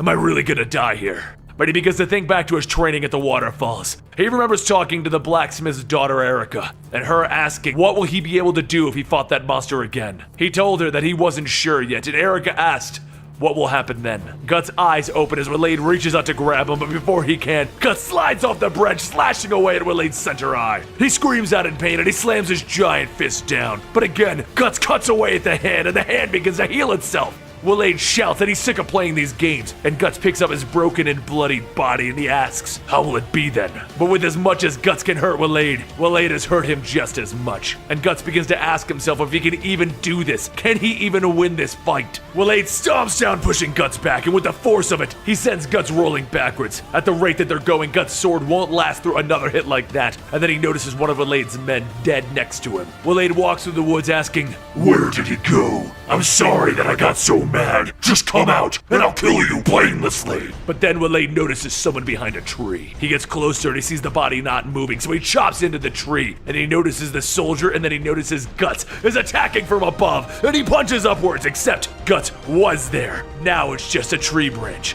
As Waleed has his arm extended, Guts jumps from another tree, and he stabs into Waleed's hand. Waleed manages to snap the blade, but Guts doesn't stop. He then takes the broken sword and he jams it into the side of Waleed's neck. Waleed starts smacking away at Guts, but Guts manages to get around and grab a hold of Waleed's head, and he holds it in place. Using a dagger, he starts to slice into Waleed's upper chest and then into his eye. Waleed's body flails and he slams Guts into the tree, but Guts then loses his grip, falling, and soon, so does Waleed. Everyone watches and they see Waleed go down, and through the crowds, Casca begins to run towards him. She runs over to where Guts fell, and then her eyes begin to water. Tears begin to fall, but they're tears of joy. As Guts looks back, grinning, Casca leans down and she hugs him. Meanwhile, back in Midland Castle, Charlotte wakes up from the prison that she was taken to after the night with Griffith. She leans up and asks what happened to Griffith, and Anna tells her that it's been a day and a half, and there hasn't been any reports of the king catching Griffith. Charlotte leans back, stating, "It's good then. Her father kept his promise." But in the back of Anna's mind, she can't tell her that the hawks are still being hunted. Charlotte then gets up from her bed and she opens up the windows to remember the night that Griffith came to her. She remembers the night of the attack and how Griffith said that he would return. But as Charlotte stares out of her window, she begins to see something. Is it a bird? Because it looks too big to be a bird. Meanwhile, over at the Hawks camp, Casca gets to work stitching up guts from his wounds. She tells him that even though he may be stronger than he was a year ago, he still just swings his sword without even thinking like he always has. She goes on stating that they were supposed to retreat, but he kept on fighting, and Guts says that if she's so afraid of dying, why even fight in the first place? He feels the grip from Casca's hand on his shoulders start to tighten, and his tears fall. She tells him that he should just go ahead and die then. After angrily putting on the rest of his bandages, Casca and Judo leave Guts and Griffith to the rest. But before leaving, Casca looks at Griffith and tells him, "Welcome back." As Casca and Judo leave, Casca asks how bad is it. Judo remains quiet for a moment and then he tells her that his leg and arm muscles are gone. Even standing up or holding a sword, it's impossible for him. A little while later, the Hawk soldiers scout around and they look over Waleed's body. One of the soldiers looks down at Waleed's hand thinking that he saw something, but as he stares at it, he figures that he must be seeing things. Back at the carriage, Guts begins to laugh, telling Griffith that it's just like the time that they fought with Zod. Both of them got messed up pretty bad, but they somehow survived. Guts then says that if he wants, he can take the helmet off. It is just the two of them, but Griffith doesn't say anything. He then notices that Griffith is looking back at his old armor, and Guts asks if he wants to wear it. Griffith slightly smiles and Guts laughs, stating, "You haven't changed a bit in the past year." All right. He grabs the armor and begins to fit Griffith with it. He tells him that this is a battlefield, and if you don't wear armor on the battlefield, then you can't do anything. Meanwhile, back outside of the camp, the Hawks guards begin to hear something. And as the two turn back, they see a giant mouth, and then a giant hand comes slamming down on them. Waleed starts to crawl, shouting, "I don't want to die!" Inside the carriage, Guts finishes the last clasp on Griffith's armor, and he shouts, "Here comes the White Hawk!" Griffith reaches for his sword to pull it out, but with the loss of the muscles in his arm, he can barely grip the handle. Guts laughs, telling him that he can't rush just yet. It's been a year or so of course he's gonna have some trouble, but soon enough, he'll be able to swing his sword again. Suddenly, the two hear the guards screaming from outside and then a rumble on the ground. Guts opens up the carriage and a giant hand swings, knocking him away and destroying it. Guts and Griffith look up to see a bloody Waleed telling him that he doesn't want to die. Waleed reaches down and he grabs a hold of Griffith and he holds him into the air. Guts grabs the closest sword that he can, but Waleed tells him not to move and he begins crushing Griffith. Waleed says he can't be losing to bugs like them, and then he hears a roar in the distance. He then thinks that if he dies here, he'll be trapped in the maelstrom, and he yells to Griffith. Waleed tells him to call them out. Zod says that he's supposed to be the one. Use the Behelit! Call out to your guardian angels! Call out the 4 god hands! The rest of the Hawks surround Waleed, and Casca shouts for him to let go of Griffith, and he laughs, telling everyone how they don't even know anything. Their precious toy here has already been broken. Waleed starts to pull away at Griffith's armor, and as the pieces fall off, he holds out Griffith's body, telling them to look. Everyone sees Griffith's small and withered body, and Waleed tells them that he's so sorry, but they won't be following this guy anywhere. While everyone stares, Guts just watches as rage slowly takes over. Waleed once again tells him not to move. He can break Griffith's neck right here. But then he tells Griffith to go ahead and call them out. His vision is fading already. He looks at Griffith's body and he notices that he's missing something. He says that it doesn't make any sense. If he doesn't have the Behelit, then he's... Just then, Zod swoops in behind him. Zod's massive wings begin to spread and everyone looks up, and Waleed says that it's him. And then Zod's horn stabs into Waleed and he lifts him off the ground. The soldiers begin to panic as there are now 2 demons among them. Zod stares at Griffith and Waleed tells him to come on. They can do what they want. It's the only thing the disciples are told to do. He's even entitled to kill the man, even if he's the 5th one. Zod tells him, "Of course, and he is also entitled to tear you apart if he chooses." Zod grabs and begins to bend Waleed's body down with his horns, and Waleed screams out in pain. Waleed says, "We're on the same side, right? This guy doesn't have it, he's not the one." And Zod tells him, "Either way, his trick of extending his life isn't going to work." And then he rips Waleed in half. Guts catches Griffith, and as Casca runs over to check on them, Zod towers over them. He looks down to Griffith's eyes and he tells him, "It will return to your hands. That is its nature." He then opens up his wings and he begins to fly up. But Guts shouts for him to wait. He has to ask him something. What is the eclipse? Does it have something to do with that monster monkey that they just fought? What about this death that he's unable to escape from? Zod looks down and he tells him, "You will know soon. Very soon." And he flies off. Everyone watches as Zod leaves, and then a soldier notices something coming out of Waleed's body. deformed creatures start to crawl and claw their way out. And as Guts watches, he realizes that those things are not getting out, they're being pulled in. A swirling vortex appears and all of the creatures are pulled down, as well as Waleed's demon body. And just as quickly as the vortex appeared, it disappeared. And all that's left is a single body, the human body of Waleed in his true form. The Hawks are now left to wonder, what was it that they just saw? At the end of our last video, Guts found himself battling against the demon known as Waleed, leader of the Black Dog Knights. And though he managed to bring him down, he soon recovered enough to take a hold of Griffith. But before he could kill him, the immortal demon Zod appeared and killed him, giving Guts his last warning of what's about to happen. As the members of the Hawks regrouped after the run-in with both Waleed and Zod, they set out to the Midland border to escape the King's pursuit. The remaining soldiers all turned to Casca to lead them, but with everyone's beaten and broken bodies, Casca could not come up with any words to soothe the group. Through the silence, Guts looks over at the carriage to where Griffith is resting, as he too has no words to say. But as time passes, Corcus steps forward asking if all of the stuff that Waleed said is true, and Casca doesn't answer. Frustrated with no answers, Corcus says, fine, he'll just go ask Griffith then. But before he can go, Judeau stops him, stating, forget it. Griffith is not able to answer you. Corcus laughs, stating that this is a joke, right? His throat is just rough from being in prison, right? But as the team who went to get Griffith say nothing, Corcus screams, what the hell is this? We were supposed to start over once we got Griffith back. We are framed as outlaws. We had to hide for a year. More than half of us are dead, but we were supposed to come back once we got Griffith back. Corcus takes out his sword and he begins breaking it against a rock before sitting down, stating, I knew this was coming, I just knew it. Though no words were spoken, the wind blowing by told everyone what they already knew. It announced the end of their fight.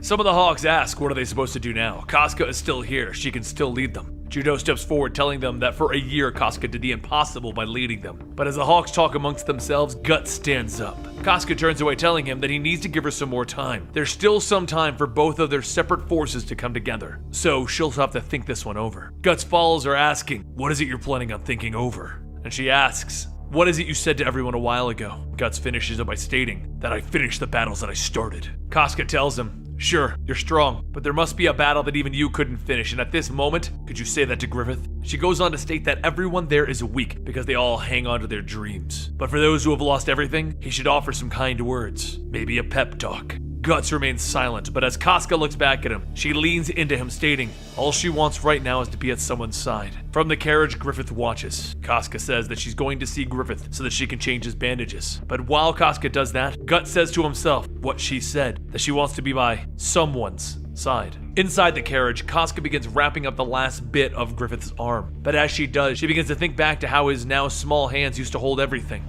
They were the hands that held onto her while she was trembling, and they used to put her to ease. As she ties up the last bandage, she sees her hands tremble like they used to. Griffith's eyes watch, but through her trembling, Casca knocks over the wash bucket. Casca says that she's sorry, she'll go get him a new blanket. But Griffith leans up, but without any strength to hold himself up, he falls over on top of Casca. She tells him to stop, but she holds on to him, as she feels him trembling. So without any words, Casca lays there holding on to their leader. Outside, Guts and Judeau talk about their plans for what's next. Judeau asks Guts if he's gonna go off to train some more, but without Guts answering, he figured that would be the case. Guts then asks what about him, and Judeau says that he would start a group of thieves with some of the people here. That way he could take care of Griffith since it would only be him. Guts responds with, if that's the case, I'll stay and help look after Griffith. And Judeau says that he's already left once, so really, it's no longer his obligation. Guts looks at Judeau and asks, is it yours? And Judeau says that it is. He's still a member of the Hawks. Judeau looks back telling Guts, you're different though. You should take Casca with you when you leave. While the two continue talking, Gaston and the rest run over to ask Guts if he plans on leaving like he did before. Because if he does, they'd like to go with him. The entire raiding group would follow him anywhere. They'll be mercenaries or whatever, just let them come along. Guts doesn't answer and thinks back to how Judeau told him that he would find his place among the Hawks. That after getting away from them, Guts sees Casca sitting by herself. He asks how's Griffith and she tells him that he's sleeping, and then Casca looks away. Guts asks what's wrong and then notices that she's crying.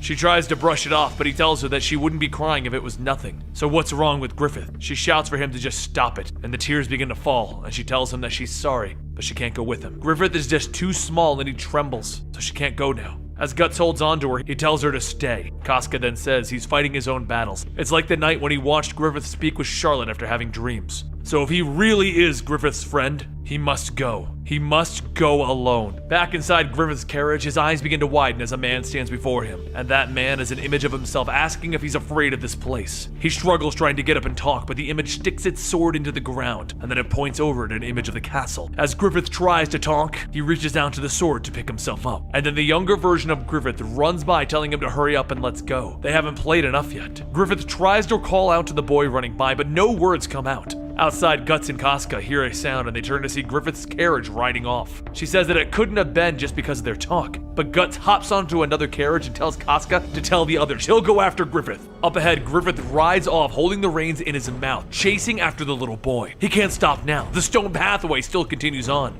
As the carriage goes on, it hits a rock and it launches Griffith from the front seat. As he flies through the air, things become black, and then he sees himself. And he sees Casca. Are they married? The little boy runs through the house playing with a dog, and Casca shouts to the little boy that Guts is telling him not to be mean to Pippin. He needs to go wash up for dinner. The little boy Guts yells, "Yes, mama," and runs off. Casca then begins to feed Griffith his dinner, but in the spoon, Griffith begins to see a face. The face of the behemoth. Griffith's eyes open back up and he finds himself floating in the lake that he flew into. As he picks himself back up, he notices that his arm is now broken and just swinging there. He closes his eyes and he begins to laugh uncontrollably. And he notices a stick poking up through the water. He leans over, letting the tip press against his throat, and then he pushes. The stick pierces through his neck and the blood begins to drip down his body. But as the bugs begin to fly around, Griffith feels something on his hand, and he starts to pull back. In his hand is the egg of the Emperor, the one that was taken away when he was sent to prison. As Griffith holds the egg out, he remembers when Zod told him that it would return to him one day and would lay it telling him to use it to summon their guardian angels. Griffith then starts to look around as the wind around him soon begins to pick up. And a little ways back, Guts continues riding to find Griffith and thinks back to asking if it was him that pushed Griffith over the edge. But if he did it, why him? What can he do? He then hears horses coming from behind and Casca runs up, leading the rest of the Hawks. She tells herself that she was careless. Griffith had to have heard her and Guts talking, and now he's past the point of no return. The rest of the Hawks follow up closely behind Guts, but suddenly everyone stops to look forward, and what they see is an eclipse. Guts says that this can't be it, can it? And as Griffith watches, the blood from his neck drips down his arm and onto the egg. Guts calls out to Griffith, but using what strength he can, Griffith tells him to stay back. Guts then sees figures in the distance, all walking towards them. As the sun fully eclipses, more of the deformed figures begin crawling and making their way towards the group. Guts says that he doesn't understand, but he knows right now they are all in danger. He hops off the carriage and he runs towards Griffith, but he shouts for everyone to stay back. Griffith thinks that right now if Guts touches him, he would never forgive him again. Guts grabs a hold of Griffith, but as he looks at the blood dripping down, he sees the bloody egg in Griffith's hand. Soon the face of the egg begins to change and twist, until finally it forms an actual face. With blood running from its eyes, the egg screams out, and everyone stops. Over in the sky, heads and faces begin to look down on them, and everyone begins to panic. The ground slowly begins to change, and then everyone notices that they are standing on giant faces. Meanwhile, elsewhere, Rickert sits in a carriage as two men drop him off at the Midland borders. He gets out, and one man stops him, telling him to take this with him, and he hands him a pouch. The man tells him that it's medicine for all sorts of injuries. It's a secret formula that works for everything, since he looks like he could just fall over at any moment. Rickert tells him thank you, but he must be on his way now. And while he walks off, another woman watches, asking the man if he thinks that he could have been wrong. It was like he had seen something terrible. But through the carriage, another person watches, asking if he should see him off. The shadowy figure then says as soon as Rickert saw him, he acted like he had seen a ghost. But with him being able to see him, he must have come from a good family. That or his friends did horrible things to him. The gypsy woman says let her look to see the child's future. As she places her hands on a crystal ball as she begins to see something, an evil omen. An unbelievable misfortune is about to happen. She then says where the boy is heading. Stars are gathering, but with the arrangement of stars, an evil omen is coming. The question now, will the eclipse affect the country or the entire world? The figure then tells the woman that he really doesn't understand all of this stuff, but if something bad is about to happen, they should probably go stop it. The woman says that they must not. The child is to play an important role in this arrangement of stars. Such is the child's fate. The figure tells her that she's making a sound like it's so much more serious than it really is. After all, things happen because they're supposed to, right? Suddenly voices from outside begin asking, what is that? And the figure rushes out to look. Outside, the sun is fully covered, creating a solar eclipse. Rickert stares at it, stating that it feels so evil. and he begins to ask if there's something wrong with everyone. The little figures begin to flutter atop the man from before's head, and he says that it looks like a huge hole in the sky. The man shouts that he told him not to stand on his head, and the little figure tells him, it's okay. It's not like you're gonna get any bolder. The little figure then tells everyone surely either a god or a devil will come out of that huge hole. Back with the rest of the Hawks, everyone watches and screams as the world around them begins to transform into something grotesque. Everyone begins shouting, what the hell is going on? Why are we not in the grasslands anymore? And Corcus says that this isn't right. Are they in a dream, or are they really dead without even realizing it? Casca shouts for everyone to settle down and shut up. Right now, what they need to do is get in close formation and have no one stray from that. She calls out to Guts to get Griffith back on his horse, and he picks Griffith up, and then he notices the blood drip off of the egg. Guts asks himself, how is it that Griffith even has that thing? He's pretty sure that he didn't have it when they went to rescue him. More so, what's with his face? Why does it look like an awful face with blood dripping from its eyes? Was it what changed the world? As Guts continues to look at it, he notices that Griffith's eyes are now bleeding as well. Everyone begins to shout that there is something coming towards them, and Casca asks, what are those things? The deformed figures begin to shout out that it's the night of the festival! And it only comes once every 216 years. It's the eclipse. Guts watches as they begin to come. The one of the supernaturals is descending. The 4 guardian angels. As the deformed figures all begin to dance around from the hills of faces, a giant woman begins to get up. Now, when we last left off, the Hawks had made their way towards the Midland borders, when Griffith ran off in a carriage alone. After crashing it, Griffith tried to kill himself, but as the stick pierced through his neck, he saw the crimson behelit in the water. Once he grabbed for it, the world began to change around the Hawks, and soon, the eclipse was upon them. They stood terrified at what they were seeing around them, and then the hills with faces on them started to rise. The figure of a woman began to stand up, and the black feathers started to swirl around her body. As wings sprang out of her back, she began to smile, and soon reverted herself to the size of everyone else. They all began to shout, what was it that they saw? That woman was just a giant. And then from the sky, the faces start to swirl around as one of them pushes its way through, and it descends. Suddenly, everyone sees a small figure floating among them, smiling.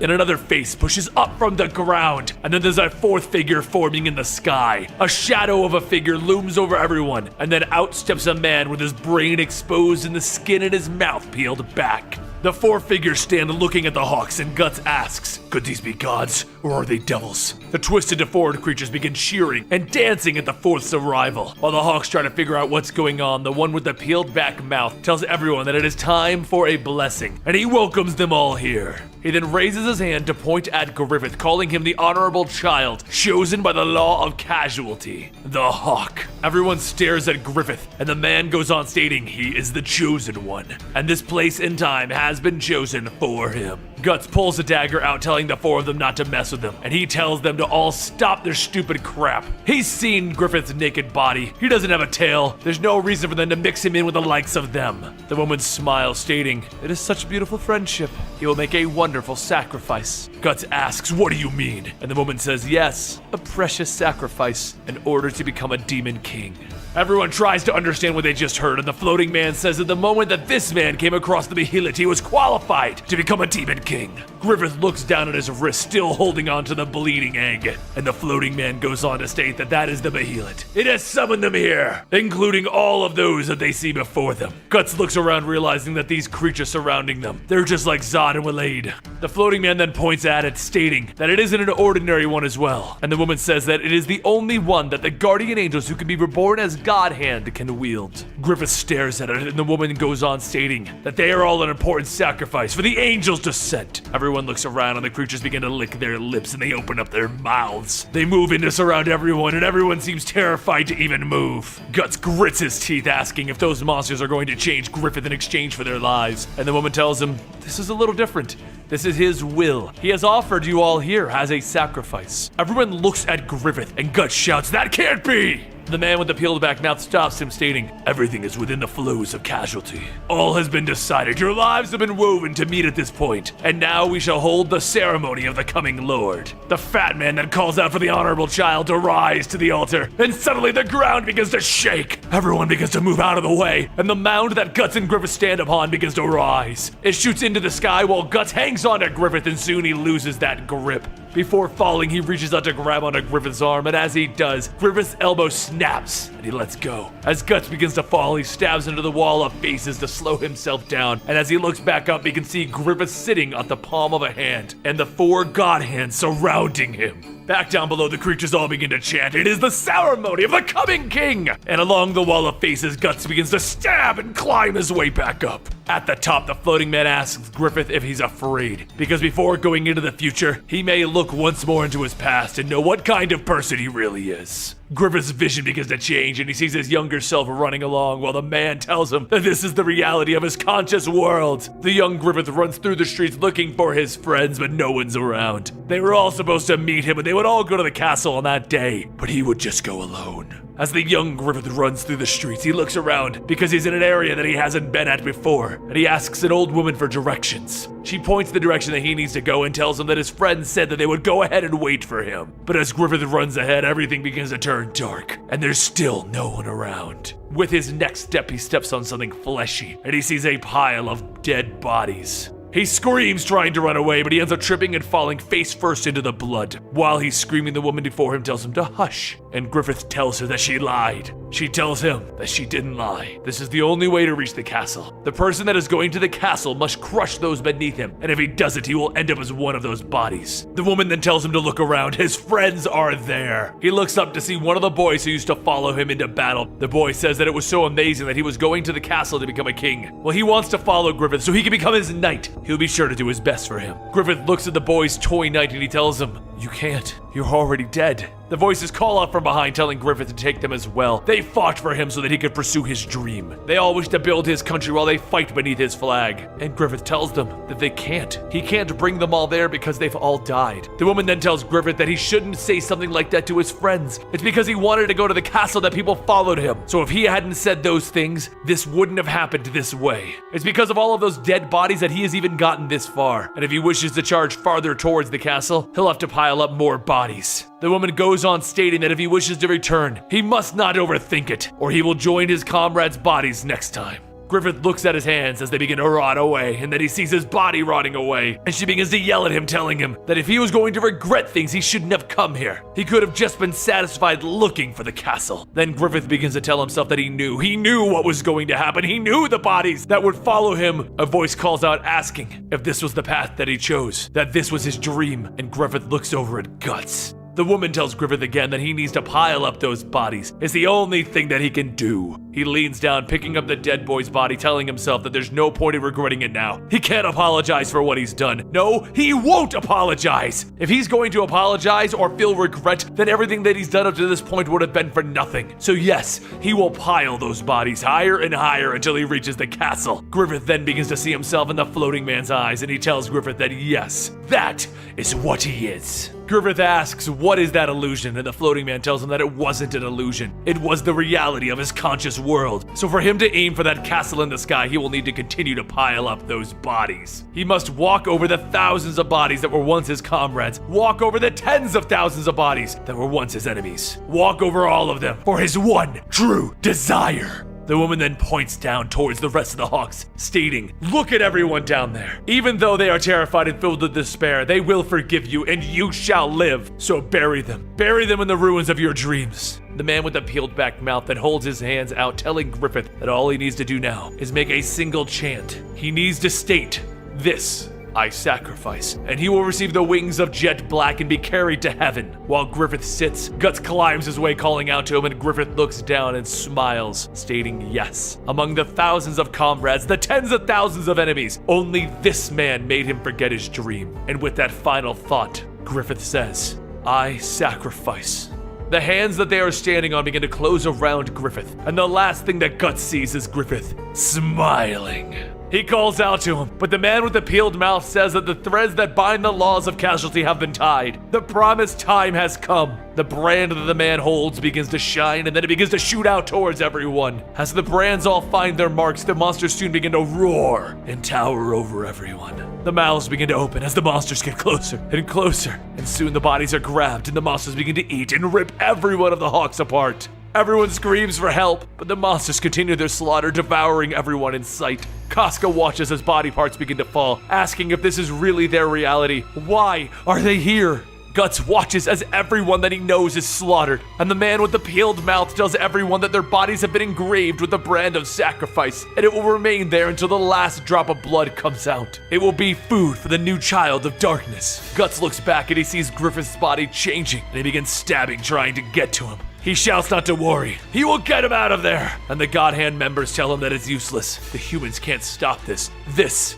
is what he wished for. Guts shouts for them all to shut up, and he continues hacking away until his dagger breaks. He tells himself over and over that Griffith couldn't have said that. And then he falls to his knees asking if this could really have been what he wished for. Off over on the ledge, the monsters begin crawling, making their way back up to the top of the hand, and Guts just turns and looks at them. The monsters begin chanting, "Sacrifice." Finally, Guts lets go of the wall, gritting his teeth. His face begins to turn to pure rage, and he charges forward with a broken dagger. But outside of the changed world, Rickard continues pushing on, telling himself that everyone is just over that hill. And as he reaches the top of the hill, his eyes widen as he looks up to see a swirling vortex before him. Rickard begins running towards the vortex, asking where is everyone. As he gets closer, the smoke begins to fade and he sees two people. Those two people are the Skull Knight and Zod. When we last left off, the eclipse had happened and everyone was dying, but Guts refused to accept that this was Griffith's wish. He was pushing forward, trying to stop Griffith from his actions. And that was when everyone saw the Skull Knight and Zod. Rickard starts to get closer to the two, and then he begins to hear Zod talking. He tells the Skull Knight that he knew that he would show up. They've been fighting for thousands of years. The Skull Knight tells him that he was assigned to be the Gate Watcher, but Zod says that he's not interested in that. The only thing he wishes for is to meet the strong old friend. The Skull Knight says how Void is always preaching about the things that you cannot avoid, but this place is as good as any to wield my sword. Back inside of the vortex, Casca watches as another soldier is eaten in front of her, and then the monster opens up its mouth, aiming for her. As it plunges forward, Pippin jumps in, knocking it back. Pippin tells Casca to get out of here, and he begins holding off the monster's attacks. She tries to tell him no, but Judo rides up on his horse, picking her up. She shouts that they need to go back, but as Judo looks back at Pippin, he throws two daggers at the monster and he continues to run. Casca starts screaming, hitting him, telling him they have to go back, but Judo tells her that it's no use. She needs to survive now. She's the general and she will live longer. Judo begs for her not to let the Hawks end, but as Casca looks back, she sees the monsters begin to overpower Pippin and then eat away at him. Across the field, another monster starts to devour some of the Hawks, while Corcus is watching. The soldiers call for him, but Corcus begins running, trying his best to get away. But before he can get too far, the monster reaches out, clawing away at his back, trying to stop him. He tries to swing his sword to keep them away, but then he trips, and he begins to roll down the hill. He looks up to see more monsters with bodies hanging from their mouths, stuck between their teeth. He gets back up and he begins running again until finally, there's nothing. There's nowhere to go. He tells himself that this is all a dream. Even though these wounds hurt, it must all be a dream. Everything was just so good. It's just a very long dream. He then sees a naked woman in the distance and he looks. And as he looks, the woman offers herself to Corcus. Then he tells himself, why not? It's all fake anyway. He grabs the woman and he buries his face into her chest and her body begins to change. Then her mouth begins to open. Back with Judo, him and Casca continue on their path, running by all of the monsters with body parts scattered amongst the field. Casca asks herself, what is all of this? Did they sin this much? Or was this nightmare what Griffith wanted all along? She calls out for Griffith to answer her, but as the monsters attack, Judo cuts its throat, and then he receives a wound in return. Another monster begins to run towards them, and Judo throws another set of daggers, stopping it. Casca calls out that there is one on the right, and the monster bites down at Judo's arm. She quickly grabs a dagger off of his belt and stabs into the back of the monster until it releases his grip. Judo says that she saved him, but as Casca looks back, she sees his arm is ripped apart. She begins to cry, stating that they should have stayed back there. This way they could have all died together. And Judo tells her to shut up. This is just a fight to the death. He forces a smile, stating, well, that's what he'd say. She nods and the two of them continue to ride, and then a shadow begins to get closer and closer. And then out of the ground, the shadow rises and it opens its mouth, biting off the horse's legs. And the two of them fall. Another monster begins to open up its mouth and tendrils begin to whip around. Judo steps in front of Casca, taking the hit. And as it continues to flail its tendrils, Judo leans over Casca, trying his best to protect her. She begs for him not to do this. He can't die like this. And then she sees the two tendrils stab through his back and come out of his chest. He tells her, to the very end. And then he grabs a hold of the tendrils and he throws a knife back. She leaps, grabbing a sword, slashing at the monster, killing it. And then she runs back over to check on Judo. As he tells her that it was his last knife, she needs to go. Tears begin to pour down her face and she tells him that she won't. They're supposed to keep moving to the very end, right? She then picks him up, stating that he can cry all he wants, but he's coming with her. As she carries Judo, he begins to watch as she talks. and her words begin to fade. And as her eyes begin to close, he tells her that he's glad that he was able to see her cry, and she thought of him as useful. She calls out to Judo as his body goes limp and heavy. She tries to shake it off, but more monsters begin coming towards her, and soon she finds herself surrounded. Casca grabs Judo's sword and she runs in swinging, but her swing is suddenly stopped, and as she looks, one of the monsters catches the blade in its mouth, and it bites down on the sword. More and more monsters begin to surround her, all stating that she is the sacrifice. One asks if they can eat her, and the others state that it's that time. So the monsters grab a hold of Casca, and they begin ripping and tearing away her armor and her clothing. With the demons attacking Casca, Guts fights off what he can using the broken dagger that he had when he tried to free Griffith from his cocoon. After grabbing a hold of a demon, he slams the broken dagger down on the demon's horn and breaks that off. As the horn flies, Guts takes it and jumps onto another demon, slamming that horn into its face. With more and more demons appearing, Guts continues fighting his way, stabbing everything in his path. Blood begins to fly as more demons fall before him. But off in the distance, the female god-hand Slain watches. She says that this man is displaying quite a bit of strength, but if he lives, how long can he live with anguish? His existence shall become an unquenchable despair. All the while that Guts is fighting, Griffith continues to sit in his cocoon, slowly changing into something else. Back outside, Guts continues fighting off the demons as they keep replacing themselves with the new ones from the Horde. He goes on and the fight begins to take its toll on his already wounded body. But as he looks back at Griffith, the demons continue to appear, and using what strength he has, he pushes through fighting. Meanwhile, in Griffith's cocoon, he begins to see visions of everyone's death. These deaths pass through him. It is what he desired, and even so, he feels nothing. Outside, the fighting drags on, and still Guts fights as many demons as it takes to get free. But as more demons show up, they force Guts back from the top of the tower. Before falling, he takes the horn and he rams it into the wall to slow his descent down. But the force is too great and he ends up tumbling down. He falls face first into a pool of blood, and then he begins to see the body parts of his fallen comrades. He can do nothing but scream, shouting, "If anybody is out there!" Then from behind him, he hears Gaston, and he runs over to check if he's okay. Gaston tells him that he's alive, but not for long. All of the raiding soldiers got scattered about. He then asks what exactly is going on here. Where the hell are they? He goes on stating that he feels the same feeling they had when they all faced against Zod, like they were dealing with something unknown. Guts tells him to stop talking, and Gaston says it doesn't matter. The memories are starting to fade. The ones that he thinks he knows about was why Griffith felt so different from them, like he was a man out of a legend. Slowly as he talks, the words begin to trail off and his head begins to change shape. Suddenly, Gaston's head bursts, and a demon starts to crawl out of his skull. Guts grabs onto a sword and he tries to kill the demon, but then it crawls into the pool of blood and it swims away. As he looks back, Guts looks up the hill and he sees Pippin standing there and he runs over. As he gets up there, he finds Pippin's body, hollowed out. The hollow body is then split into two, and Guts sees the giant demon who ripped Pippin apart. The head of the monster lunges forward trying to bite down, and Guts barely escapes. As he falls back, he gets up and he looks around to see that he is surrounded. Each of the demons has the parts of people hanging from their mouths, and Guts continues to watch in horror. As the bodies begin to pile up, he grits his teeth and he screams, "You can all go back to hell!" And then he sees something that he wasn't expecting. He sees Casca. Some of the larger demons gather around as one holds her body up in the air. The claws are wrapped around her, cutting away at her flesh. His eyes turn white with rage, and he charges at the demons holding her. Like a whirlwind, he cuts and he carves through the demons who stand before him. Parts of the demons start to fly in every direction, and Guts runs through, making his way towards Casca. As he gets closer, the demons slash away at him and they grab onto him. He looks up and he sees a spiked tendril slowly making its way between her legs. He screams out for her and he pulls away, but as he does, another demon bites onto his left arm and holds him into place, forcing him to watch as the demons gather around her body. Griffith begins to see something, and he asks it, "What are you?" From the giant heart, a voice says that it is the desired God. It is the idea of evil. Griffith then asks if he is God, and the voice tells him that he is seeing part of him. Everything around them is an ocean of feelings, things within human souls where the common consciousness transcends individuality. These collective consciousnesses is a dark ocean, and from those, he was born of that. The darkness that dwells in every human heart, the idea of evil. Griffith then states that if what it's stating is true, then that would mean that man created God. But is this what mankind wanted? This terrifying thing? The voice says, "This is hell," or some would call it that. This is just the surface of multiple layers of the whole consciousness. However, this place is all human. Griffith then looks around stating that this is all inside of him. But why is it that the humans gave birth to this and called it God?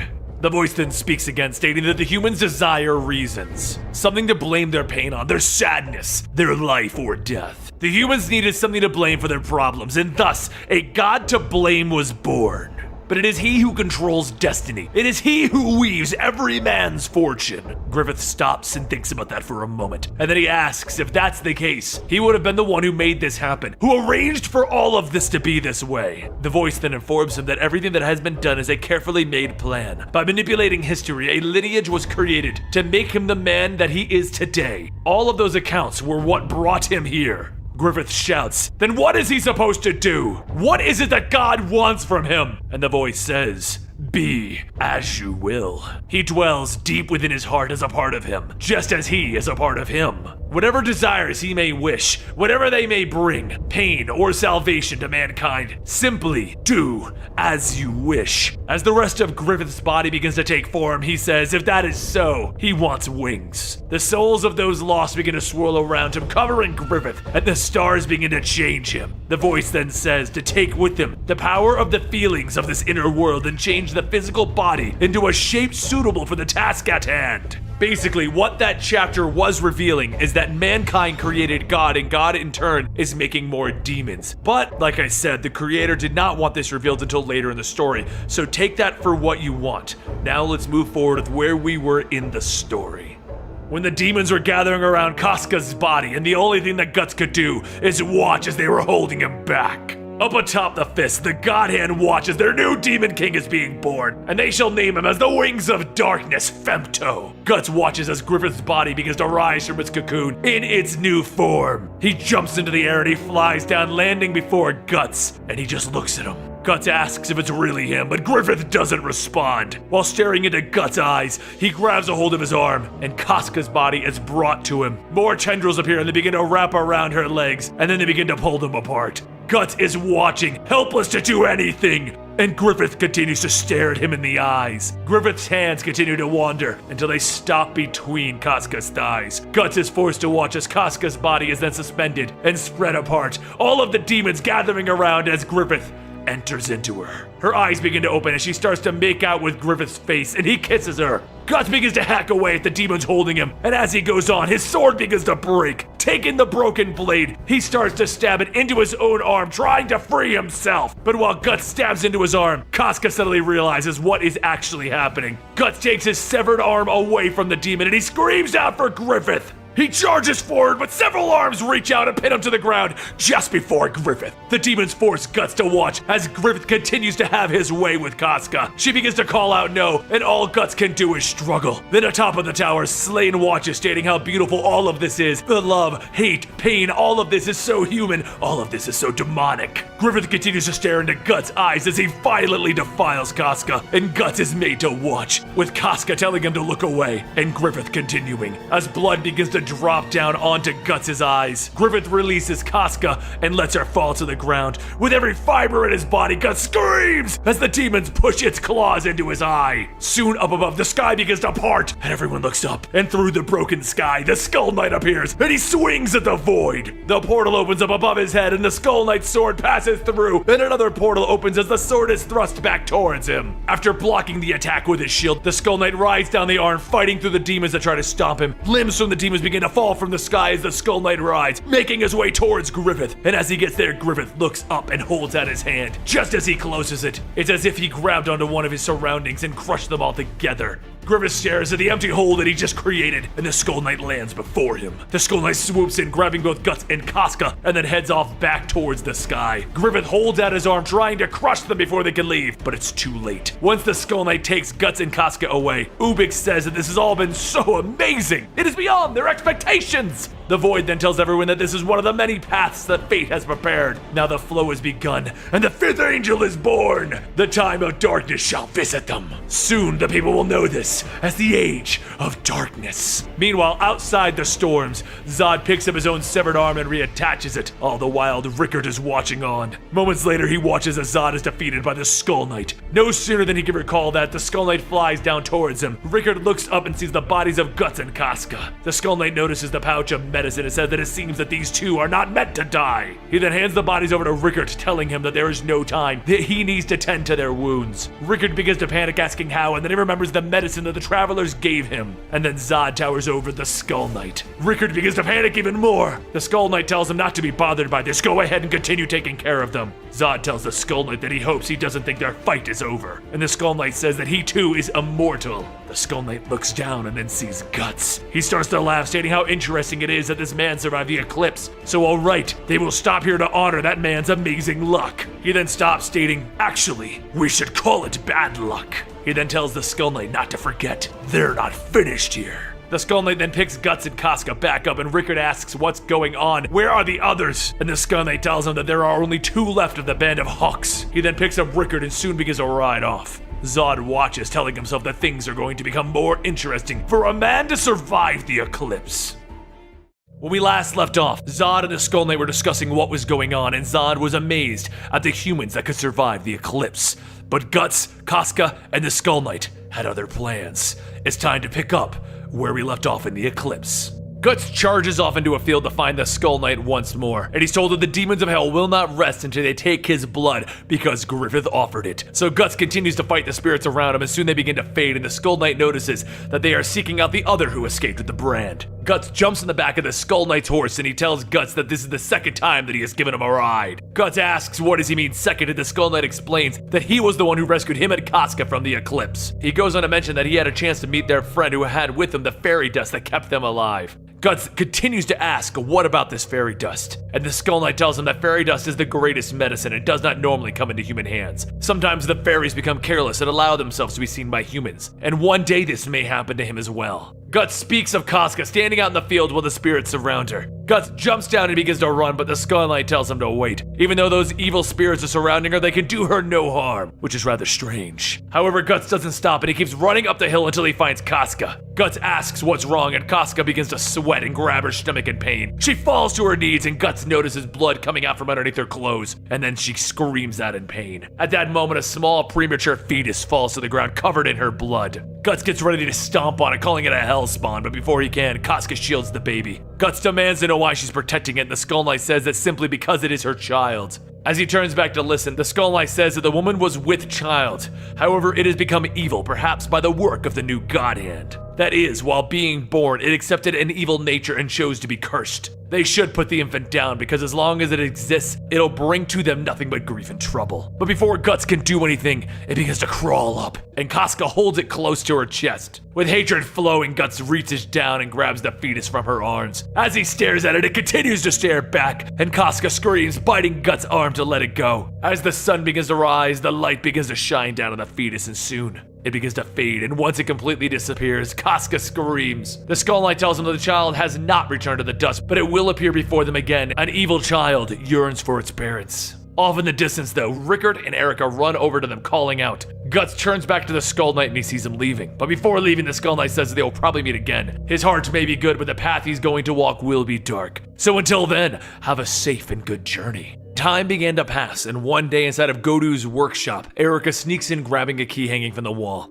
She turns back outside, pulling Rickard with her, but before he can ask what she's doing, she shushes him, telling him to follow. Around the back is a locked shed, and as Erica pulls off the lock, the door swings open and she yells, "Ta-da!" Rickard looks in and sees rows and rows of weapons and armor, and Erica says that her dad is known as a blacksmith. He's kind of famous too. So Rickard picks up a small cannon, and she goes on stating that her dad can probably make just about anything they ask for. He's a genius about this stuff, but there is one weapon that catches Rickard's eye. Erica tells him that that's the Dragon Slayer, and Rickard walks over to it as the sword towers over him. Suddenly the two hear Godu saying how long ago he was asked to make a powerful sword strong enough to take down a dragon. Don't ask him how, but he forged it, and it did kill a dragon. Rickard asks what happened next, and Godu tells him, well, they almost hung him for making such a thing. Ever since then, he's lived out here alone, but as of now, he knows not who has the strength to wield it, though he would rather not find out, so it's staying locked up here. Rickard asks if this thing can really kill a dragon, and Godu looks at him and tells him, do not ask about the dragon.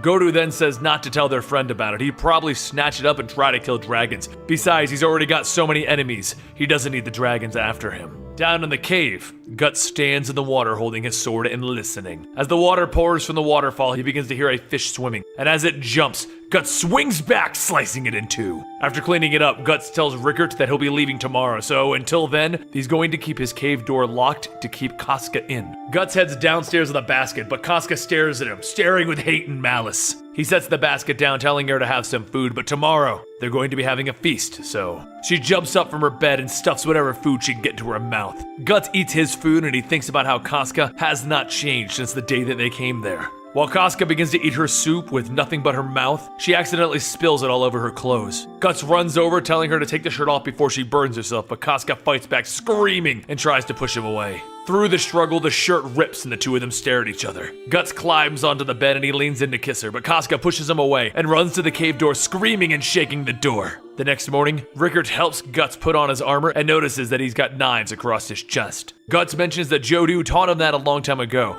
though they've never really been his style. He thought that he might need them at some point. As Guts stands back up, Erica then asks why all of his clothes are black, and Guts tells her that he'll be fighting in a lot of dark places, fighting darkness itself. Rickert begins to strap something to Guts' arm, and he sees a fake arm. Rickert tells him that it is a magnet in the palm so that he can hold onto a sword, and that there's also something else that him and Erica helped set up. He then hands him a crossbow that attaches to the arm, and Guts aims it towards the rocks outside. Before he can fire, Godu appears in the doorway asking if Guts is even still here. After looking at several of his products on Guts, he says that it seems that he helped himself to his tools. Guts tells him that he's a mercenary, not a thief, but Godu pulls out a sword and says that this will be his final farewell gift, so he better not turn it down. Even though he doesn't like to boast about it still, this sword was something else. Guts takes the sword, and he swings it down, cutting both the sword and the tip of the anvil off. But before Guts can even say anything, the brand on his neck begins to bleed. And then a voice tells him that he's finally found him. Everyone looks back to see a short, stocky man, and he tells them that there are leftovers here. Guts tells everyone to get back, this one will be his.